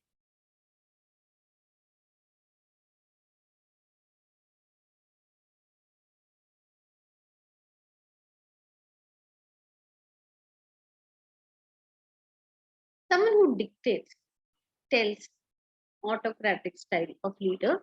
Okay. Somebody who sells is who convinces them, persuades them, persuasive. Third type of leadership style is the one who consults, approaches them for the opinion of the other party, consults or participative. Fourth one is democratic style, where they all work together, join hands with the others to get the work done. These are the four different behavioral style um, attributes which are exhibited in the leader. Someone who tells, autocratic, okay, dictatorship, what we can call it as, persuasive, convinces in a pleasant manner, convincing, persuasive attribute. Somebody who consults for the other's opinion. Last but democratic style, it's a free environment where all of them work together to achieve the end objective. Then we see contingency contextual theories. Contingency contextual theories. Style theories ignore the most influence of the context in which the leader is operating. So what are style theories? Someone who tells, sells, consults, and joins. So style theories ignore the important influence of the context in which the leader is operating. So the situation, the context is again important. So focusing on the context, contextual or contingency theory.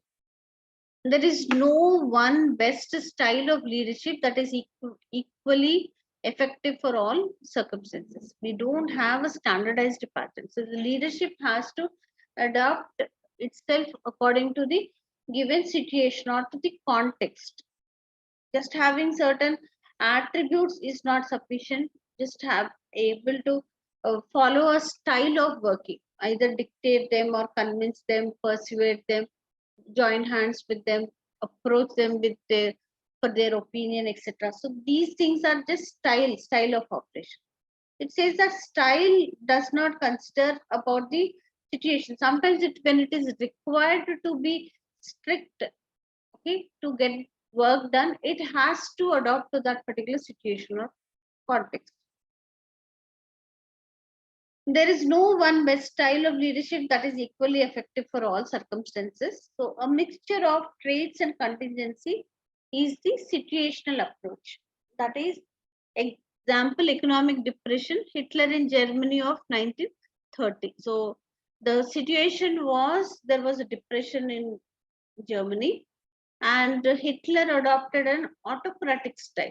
He just commanded, he wanted things to be done in a particular manner. So that resulted in a situational approach. So if they have to overcome, if they have to capture many other countries, and then um, Hitler had his own strategy.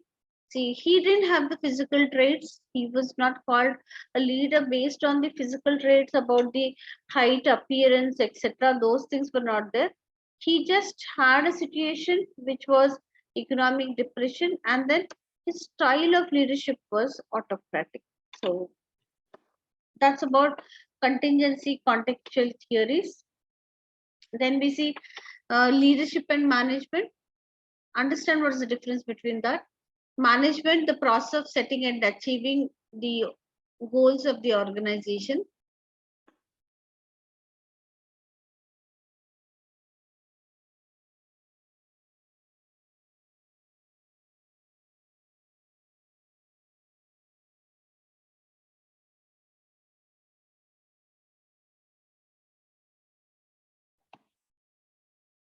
Management says it's the process of setting and achieving the goals of the organization.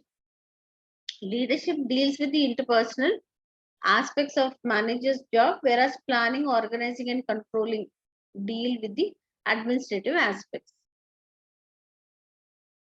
How do we differentiate between leadership and management? Employees willingly follow leaders because they want to, not because they have to. Therefore, a leader can be a manager, but a manager, someone who manages the affairs, leader, someone who leads them. So, but a manager is not necessarily a leader. Leader can be a manager. Manager not necessarily is a leader.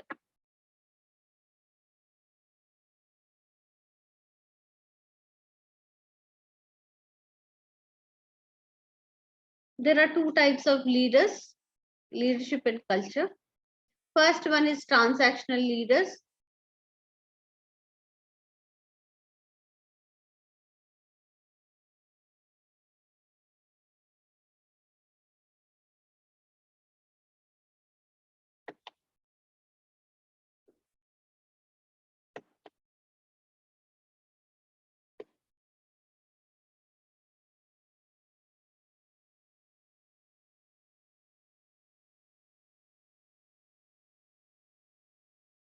Transactional leaders tend to be more passive. They see their relationship with their followers in terms of a trade. But transformational are more proactive. So different types of leaders, someone who's passive, someone who's proactive. Okay. Proactive leaders are called as transformational leaders. Passive leaders are called as transactional leaders. Okay. They see their relationship with their followers in terms of a trade, but the ones who are proactive, they see their role as inspiring and motivating others to work at levels beyond mere compliance.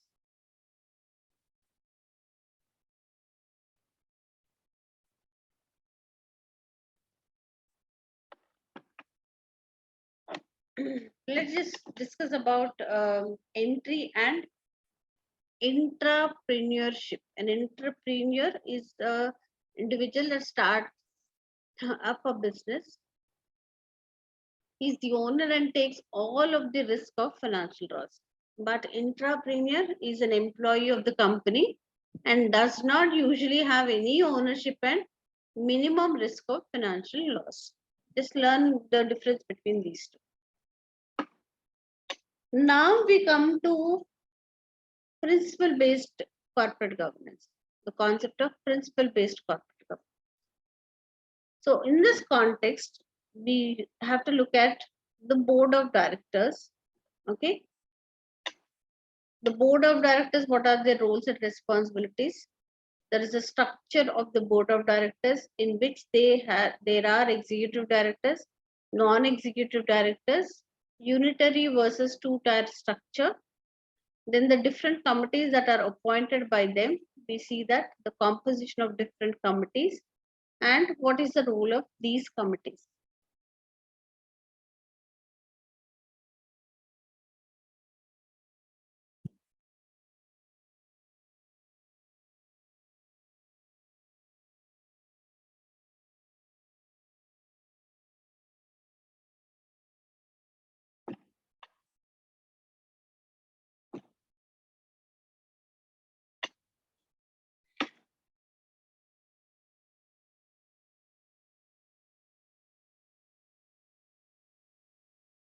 See, in today's class, we have started with the approaches to corporate governance. First one is rule based, which is followed in US, but in the UK, it is principle based. So, how does it happen? What's principle based corporate governance? So, there are certain principles that are set internally for them to follow. So, the UK Corporate Governance Code 2016 provides certain principles which have to be followed. First one is provide entrepreneurial leadership of the company. Once again, the concept of agency theory talks about there is a company. We see there are shareholders, and then we see there is management.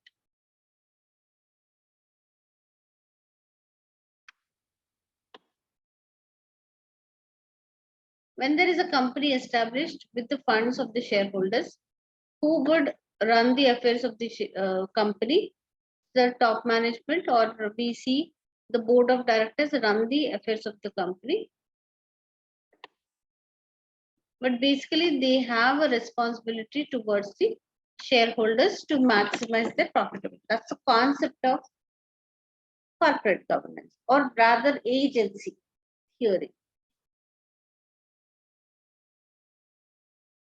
So how do they manage the affairs of the company? That's the concept of governance, the system by which the companies are controlled and directed is corporate governance. So in the UK has UK Corporate Governance Code. According to the UK Corporate Governance Code, or the principle based corporate governance, we see that this code provides entrepreneurial leadership of the company. They represent company view and account to the public. They decide on a formal schedule of matters to be reserved for board decision. Determine the company's mission and the purpose.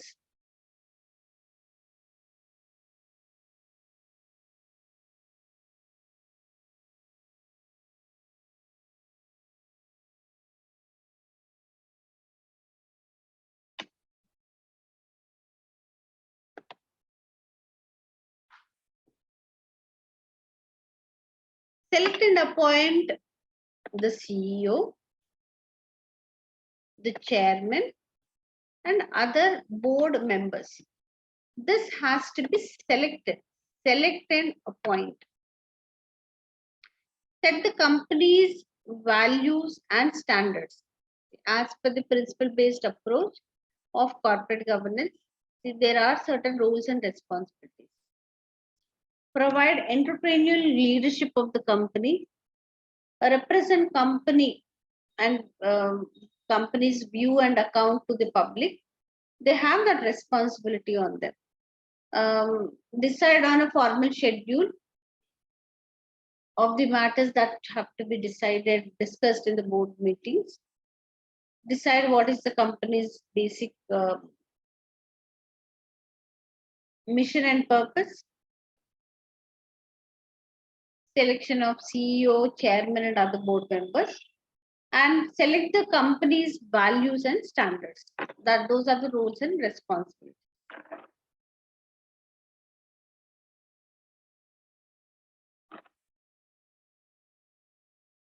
To be continued, ensure that the company's management is performing its job correctly, so that there is no agency problem arising in future, establish appropriate internal controls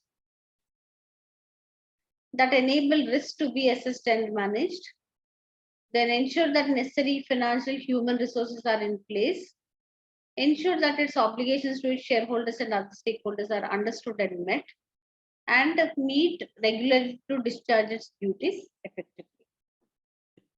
Then, as part of their roles and responsibilities, they are to appoint for a listed company, they are to appoint non-executive directors.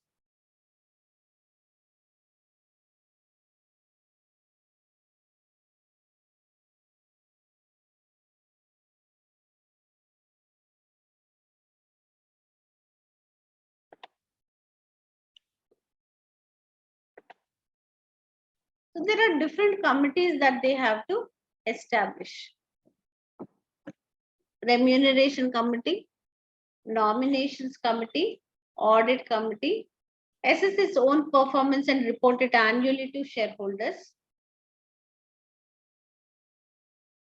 submit themselves for re-election at regular intervals,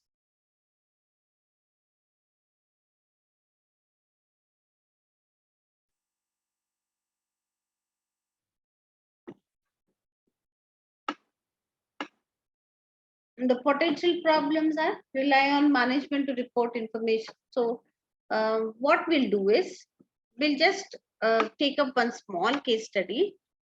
This is very general. It is based on this only. So as we discuss that, then we will be able to understand this board structure rather clearly. So if the board has a, see if it is a unitary board, there are executive directors, there are non-executive directors. If there are two tier boards, there should be one management board and one supervisory board. Okay. I'll put the content. See, all this we will be able to discuss along with that particular case study. As it is from the beginning of the session, class is going on a very dry note.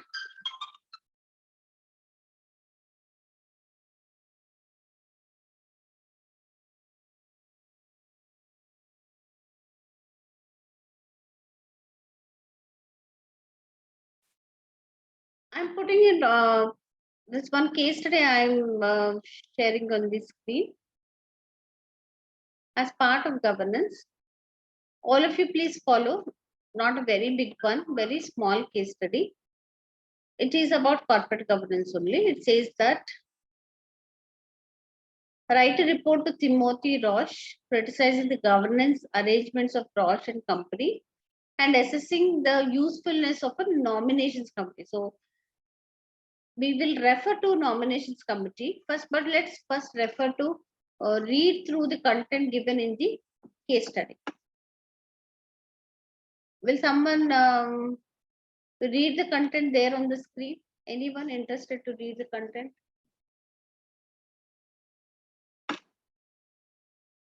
Anyone interested to read it, which is there on the screen?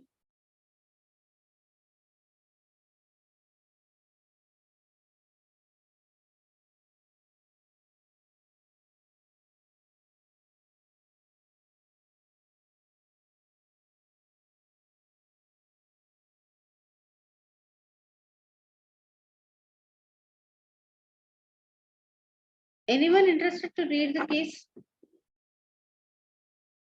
Hello, I will only read.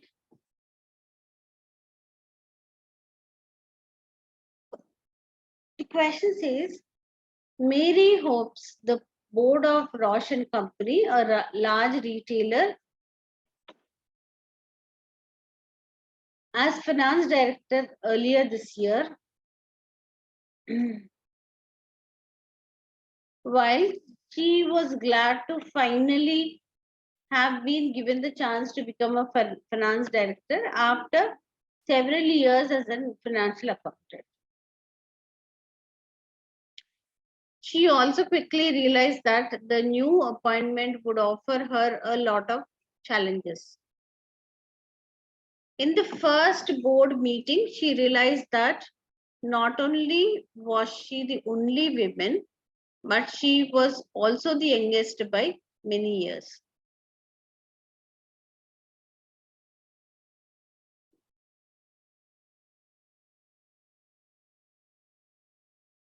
Roche was established about 100 years ago.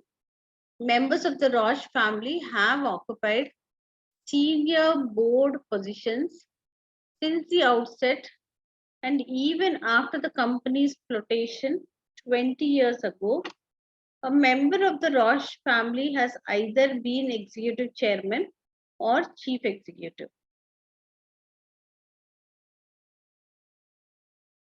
The current long-standing chairman, Timothy Roche,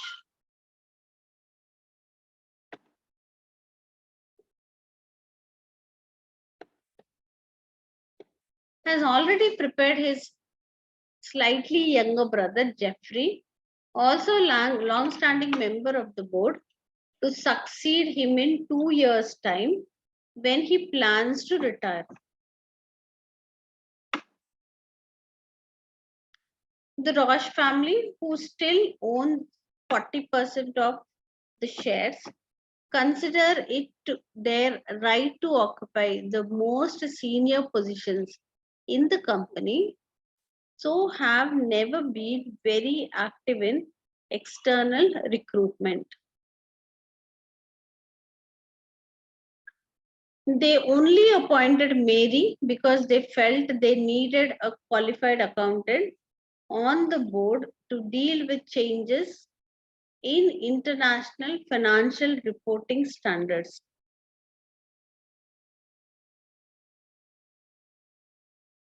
Several former executive members have been recruited as non-executives immediately after they retired from full-time service. A recent death, however, has reduced the number of non-executive directors to 2. These sit alongside an executive board of 7 that, apart from Mary, have all been in post for over 10 years.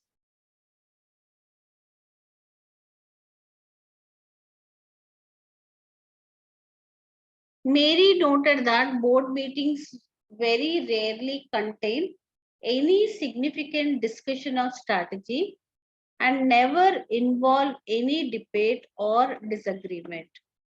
When she asked why this was, she was told that the directors had all known each other for so long that they knew how each other thought. All of the other directors came from similar backgrounds, she was told, and had worked the company for so long that they all knew what was best for the company in any given situation. Mary observed that notes on strategy were not presented at board meetings, and she asked Timothy Roche whether the existing board was fully equipped to formulate strategy in the changing world of retailing and whether a nominations committee would help address weaknesses. She did not receive a reply.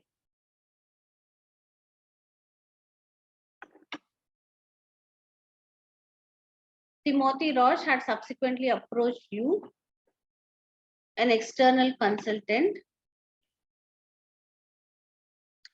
to see if there are any weaknesses in the current governance structure of Roshan Company. He also wanted your views on the role and usefulness of a nominations committee.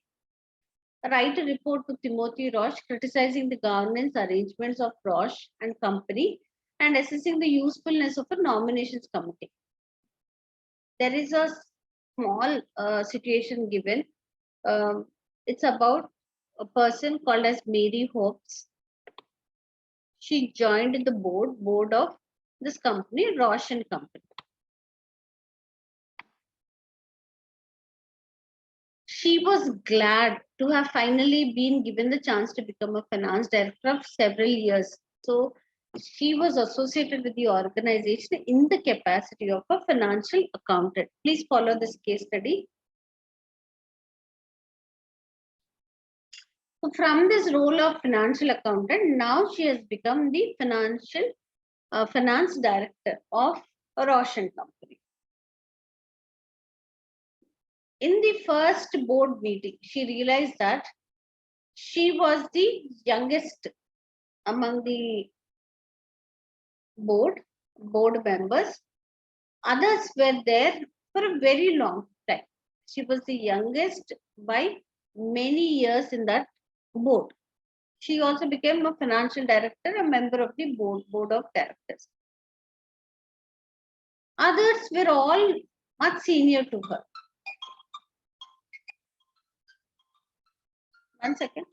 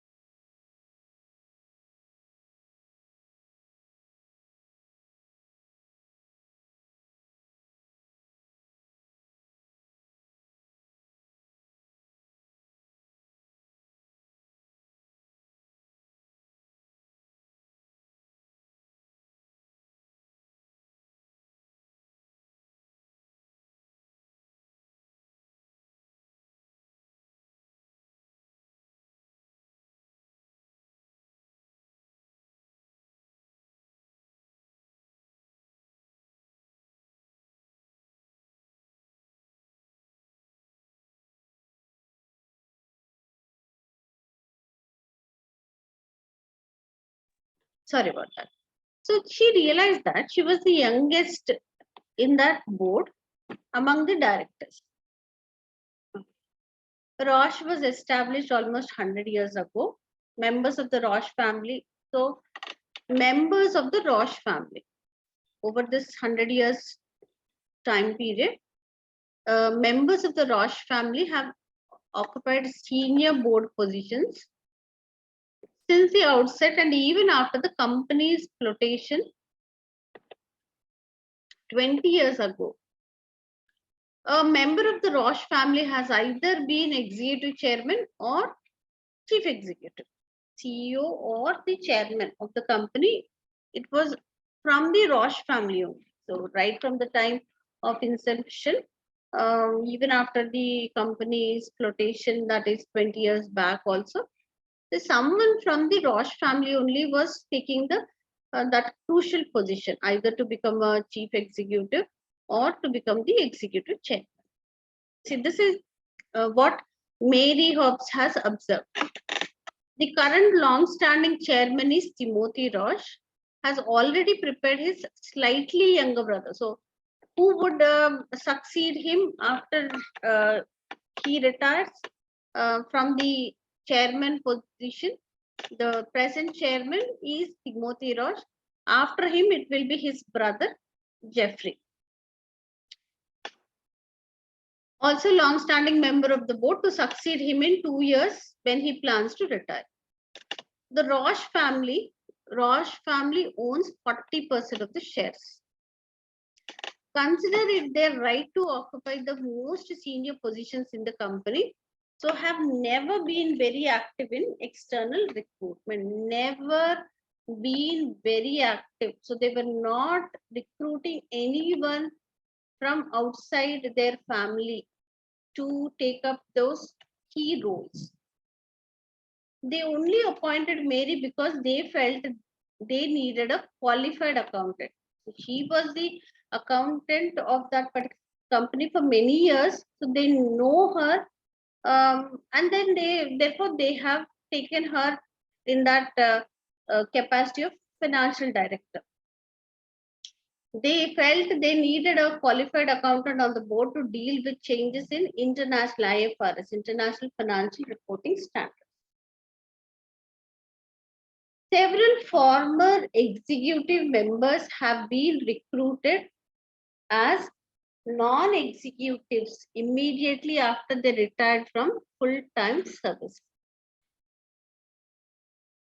So most of them are from, several former executive members have been recruited as non-executive. So there is a difference between who's an executive director, who's a non-executive director. Of course, I didn't explain to you till now. So as we see that people who were earlier as executive members now have become non-executive members. We will discuss about the difference between these two right now. Immediately after they retired from full-time service. A recent death, however, has reduced the number of non-executive directors to 2. Okay, so after a death also, a recent death, they did not recruit anyone. After a recent death, however, has reduced the number of NEDs, non-executive directors, to 2. So somebody dies who's a non-executive director, someone else has to be appointed, but that also they have not done. These sit alongside an executive board of 7 that, apart from Mary, have been in post for over 10 years. Mary noted that board meetings very rarely contain any significant discussion. Last paragraph we'll discuss little later, but we'll go back to the PPT, okay, and then understand about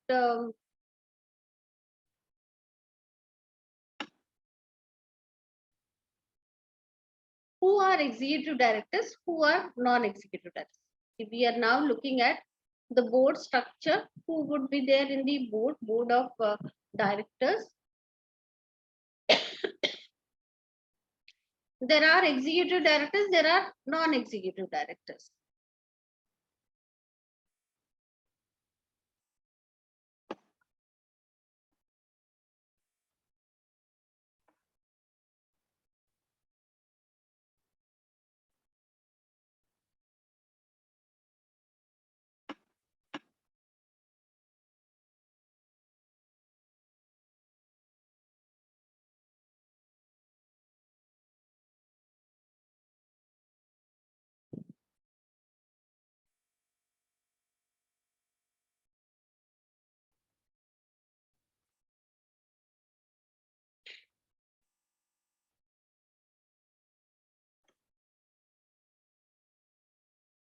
See, after this image about what the board structure, who has executive directors, non-executive directors, two-tier board has management board and supervisory board. Okay. The management board is responsible for managing the affairs of the company on a day-to-day basis. The CEO coordinates the activities. Then upper tier supervisory board supervises the activities. It appoints supervisors and advises members of the management board. They have the strategic oversight. Strategic is overall, when they look at the overall affairs of the company. So that is strategic oversight of the organization. Includes employee representatives, environmental groups, and other stakeholders, management representatives. Who are these NEDs are not considered to be independent NEDs. The chairman coordinates the work. Members are elected by shareholders at the annual general meeting and receives information and reports from the management board. That is the role of the supervisory board.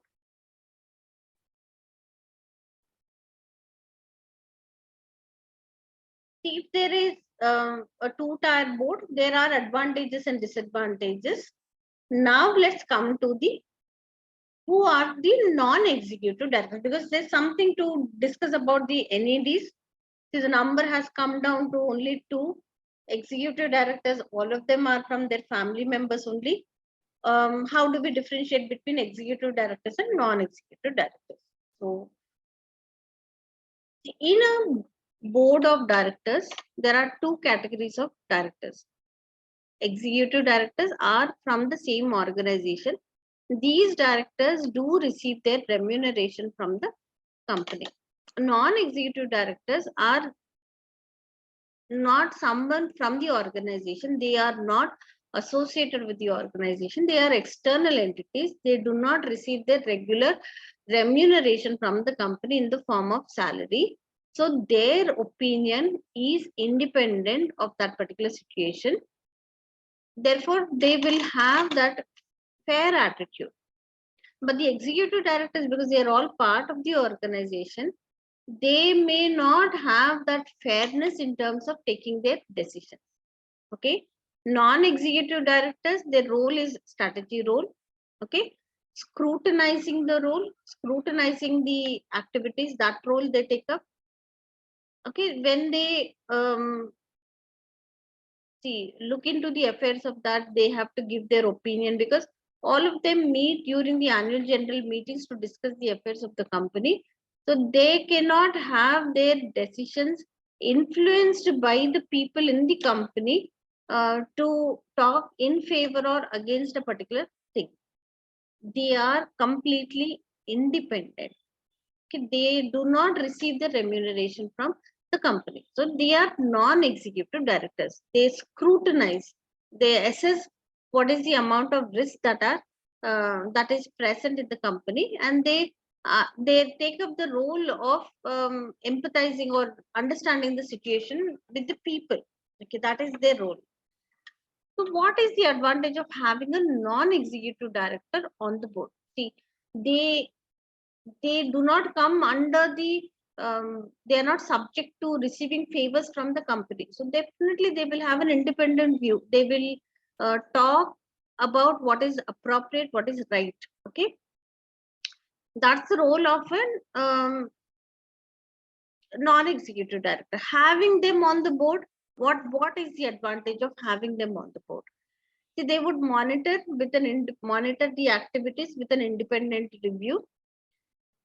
Non-executive directors are usually taken from diversified fields. They are all not from the same expertized area, but different from different expertized areas. These people are taken to constitute the board. So they come with their set of expertise to give their opinion. They carry a perception about what is appropriate or what is not, are able to communicate well with the people in the organization. Communication skills, communicate, they would be able to communicate with others, and they have their own discipline in terms of to carry themselves. Okay, what are the disadvantages? The disadvantages of having non-executive directors: see the unity, the quality about them, and to what extent they are ready to take up the responsibility. Okay.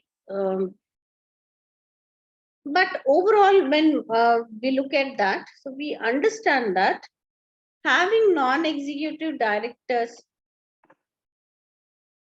in the board will give them an independent view.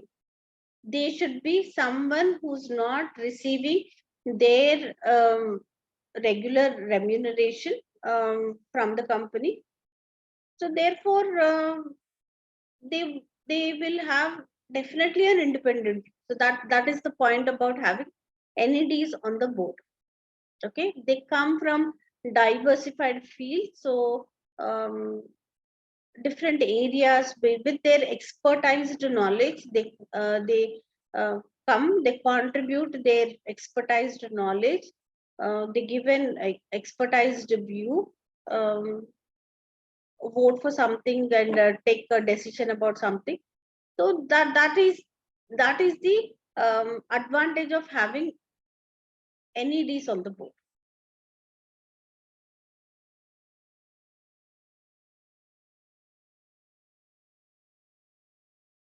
They communicate well, they have a discipline, etc. Okay. See, what are the reasons for independence of non-executive directors?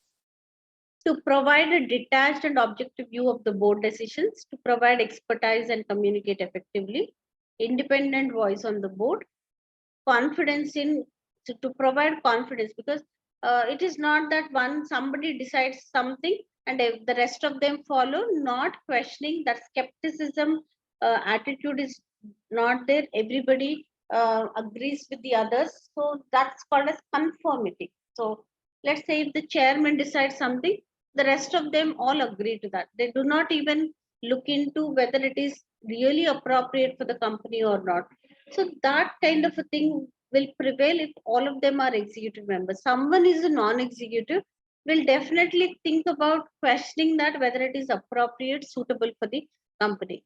So uh, there would be a possibility for a discussion, a round of discussion happens, and then what is possible, what is appropriate, what suits for the organization, those things can be looked into.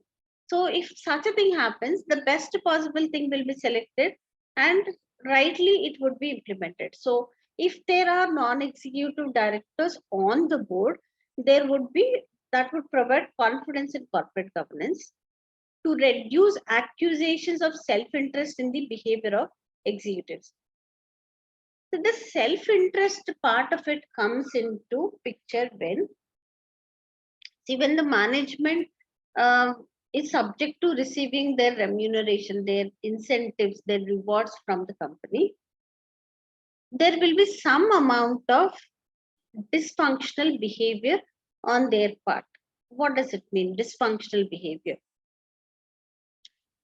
See, when the management is subject to receiving an incentive based on financial performance, there is every possibility that they can manipulate the financial transactions. They can project that their profits are really very attractive so that they can receive a reward from the company.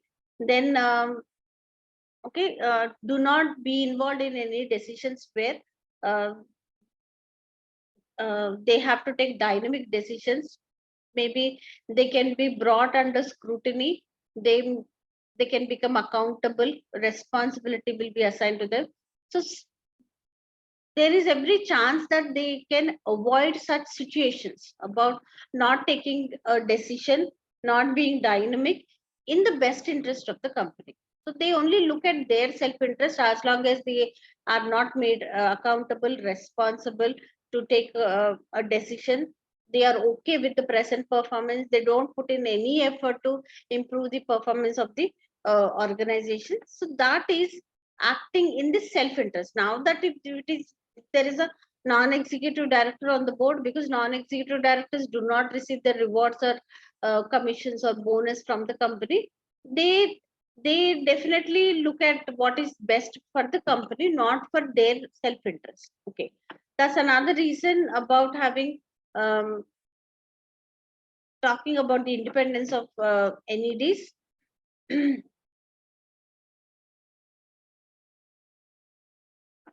Then what are the threats to the independence of non-executive directors? If they are there in that position for more than 3 years, material business relationship in last 3 years, if they were employees in the last 5 years, cross directorship in other companies, they are director in this company, in some other company also. Then remuneration from the company besides directors' fees, close family ties with directors, significant shareholders, serves on board for more than 9 years. These are threats of non-executive non-executive directors. So here, in case of having executive directors and non-executive directors, is non-executive directors carry an independent view of the scenario in the company. They have that questioning attitude. They do look into what is appropriate for the company. Since they are not receiving the regular reward, commission, or salary from the company, they are not subject to any kind of self interest. They do not look at their interest, but they look at the interest of the organization. That is the advantage of having them. They should not be in that position for a very long time. They should not be salaried employees. See, I mean, what's the threat if it is so? If they are associated with the company for a long time, there is some kind of conformity comes into picture.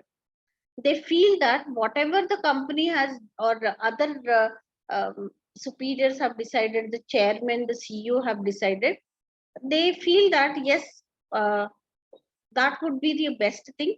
The CEO and the chairman have taken the right decisions. Um, then they stop questioning them. They do not disagree with them. They agree with everything what the superiors decide. That is a danger what we see. If they were previous employees of that particular company, then the threat is all the more, because they were once upon a time loyal employees of the company, receiving their remuneration from the company. They were under the they were subject to being the subordinates of the uh, directors, earlier directors, once upon a time their bosses or employers. Now if they have to be a non-executive director, that previous influence will be there on them. That is one danger, that's one threat which is there. If they are cross directorships, directors in other companies, maybe their decisions can be in favor of the other company, not this company. That's another danger we see. If they have any other kind of personal benefit receiving from the company, that's a threat. If they have close ties with the directors, then they will definitely vouch for the directors. They will not have an independent view. And then if they are significant shareholders, they will think about their benefit as a shareholder, not the benefit of the organization at large. If they serve on board for more than 9 years, these are threats to that. I hope you remember what we have read just till now. Threat is present there, what is identified by Mary. Mary is now the finance director. Once upon a time, she was the regular accountant of the same company. She has noted down certain important aspects. She has noted down that all of them are there from very long time. The directors, the in the board of directors, all of them are continuing in that capacity for a very long time. From among them, she was the youngest one. So she is also um, she is subject to that aspect of being a once upon a time employee, now become a director. So she's under that. Okay. Her observation talks about that in the executive positions, uh, the chairman or the chief executive are all from Roche family only. See, when non-executive directors, somebody died, also they are not recruiting anyone from outside. They're only looking at taking into that position the past employees of the same company. So where is the independence? That's a threat to the independence. See, once upon Mary also was an employee few years back. Now she's the director.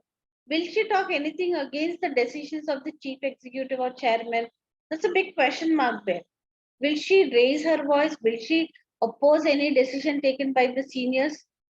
So, such a thing is prevailing in the company wherein most of them are earlier employees. They are there for a very long time. See, working in a particular group or an organization for a very long time, what happens is they start accepting the decisions of other members, the other group members, other managers, leaders, without a questioning attitude, because they kind of settle down. They feel that since they have done the best possible thing in the past, now also their decisions are the best for the company, and they do not probe into that situation. They do not raise any kind of a question against them. That situation is what is prevailing here in Roshan company. Okay. Then these sit alongside an executive board of 7 that, apart from Mary, have all been in the post for over 10 years. So it should not be, see, for non-executive directors, it is mentioned that they should not continue for more than 3 years. Executive directors are for a very long period of time, more than 10 years. So where is that issue about having good governance in that? Because anything what the executive chairman or the director decides, we see that they tend to accept that very easily. They do not look at any other possibility of affairs happening with that. So that's one thing. Mary noted that board meetings very rarely contain any significant discussion of strategy. That is the first aspect. Very rarely contain any kind of a discussion happening. So something is decided is blindly followed. Any significant discussion of strategy, and never involve any debate or disagreement. Never involve. When she asked why this was, she was told that the directors had all known each other for so long that they knew how each other thought. All of the other directors came from similar backgrounds. She was told. See here, one more aspect, they have to come from diversified areas. So they bring with them their expertise knowledge. But here we see that all of the other directors came from similar backgrounds. She was told, and had worked for the company for so long that they all knew what was best for the company in any given situation. Threat of conformity. They do not question, discuss, debate, disagree, but whatever the senior management decides, they kind of approve it. Mary observed that notes on strategy were not presented at board meetings, and she asked Timothy Roche whether an existing board was fully equipped to formulate strategy in the changing world. So she has her own doubts whether the board was fully equipped to formulate strategy in the changing world of retailing, and whether a nominations committee. What is a nomination committee? Tomorrow I'll explain. Today it's almost time. So today I will not explain, but what is a nomination committee? We will be looking into that, whether a nomination committee would help address weaknesses. She did not receive a reply.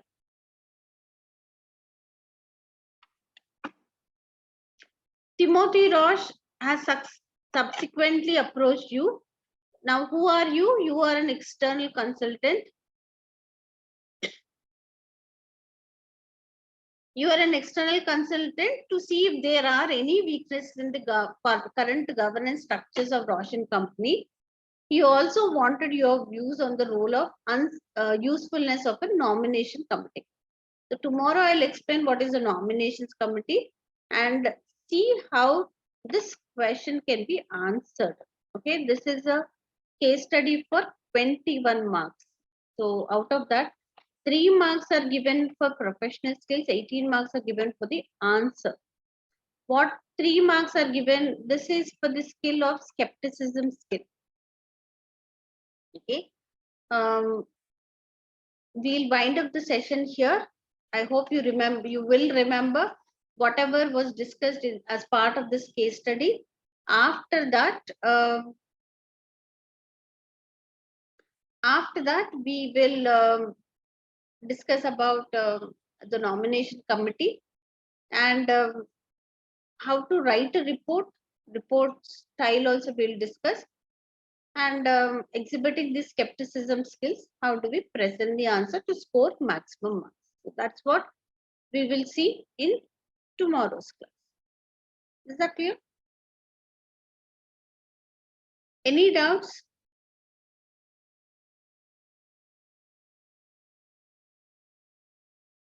Any one of you has any doubts?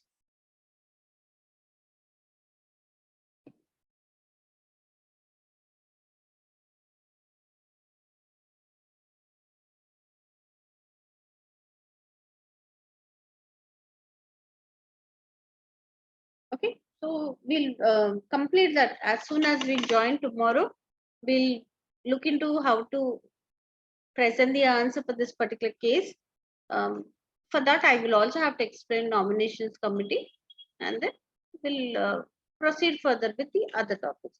Of course, here the section what we are doing now is on a little dry note only. It is on that side only, but we need to learn that. We need to remember that. So that's why I started trying to explain that with the case study. Okay, so other topics, they seem to be little interesting only. Then we can do that in the following class. Okay, let's wind up the session. Good day.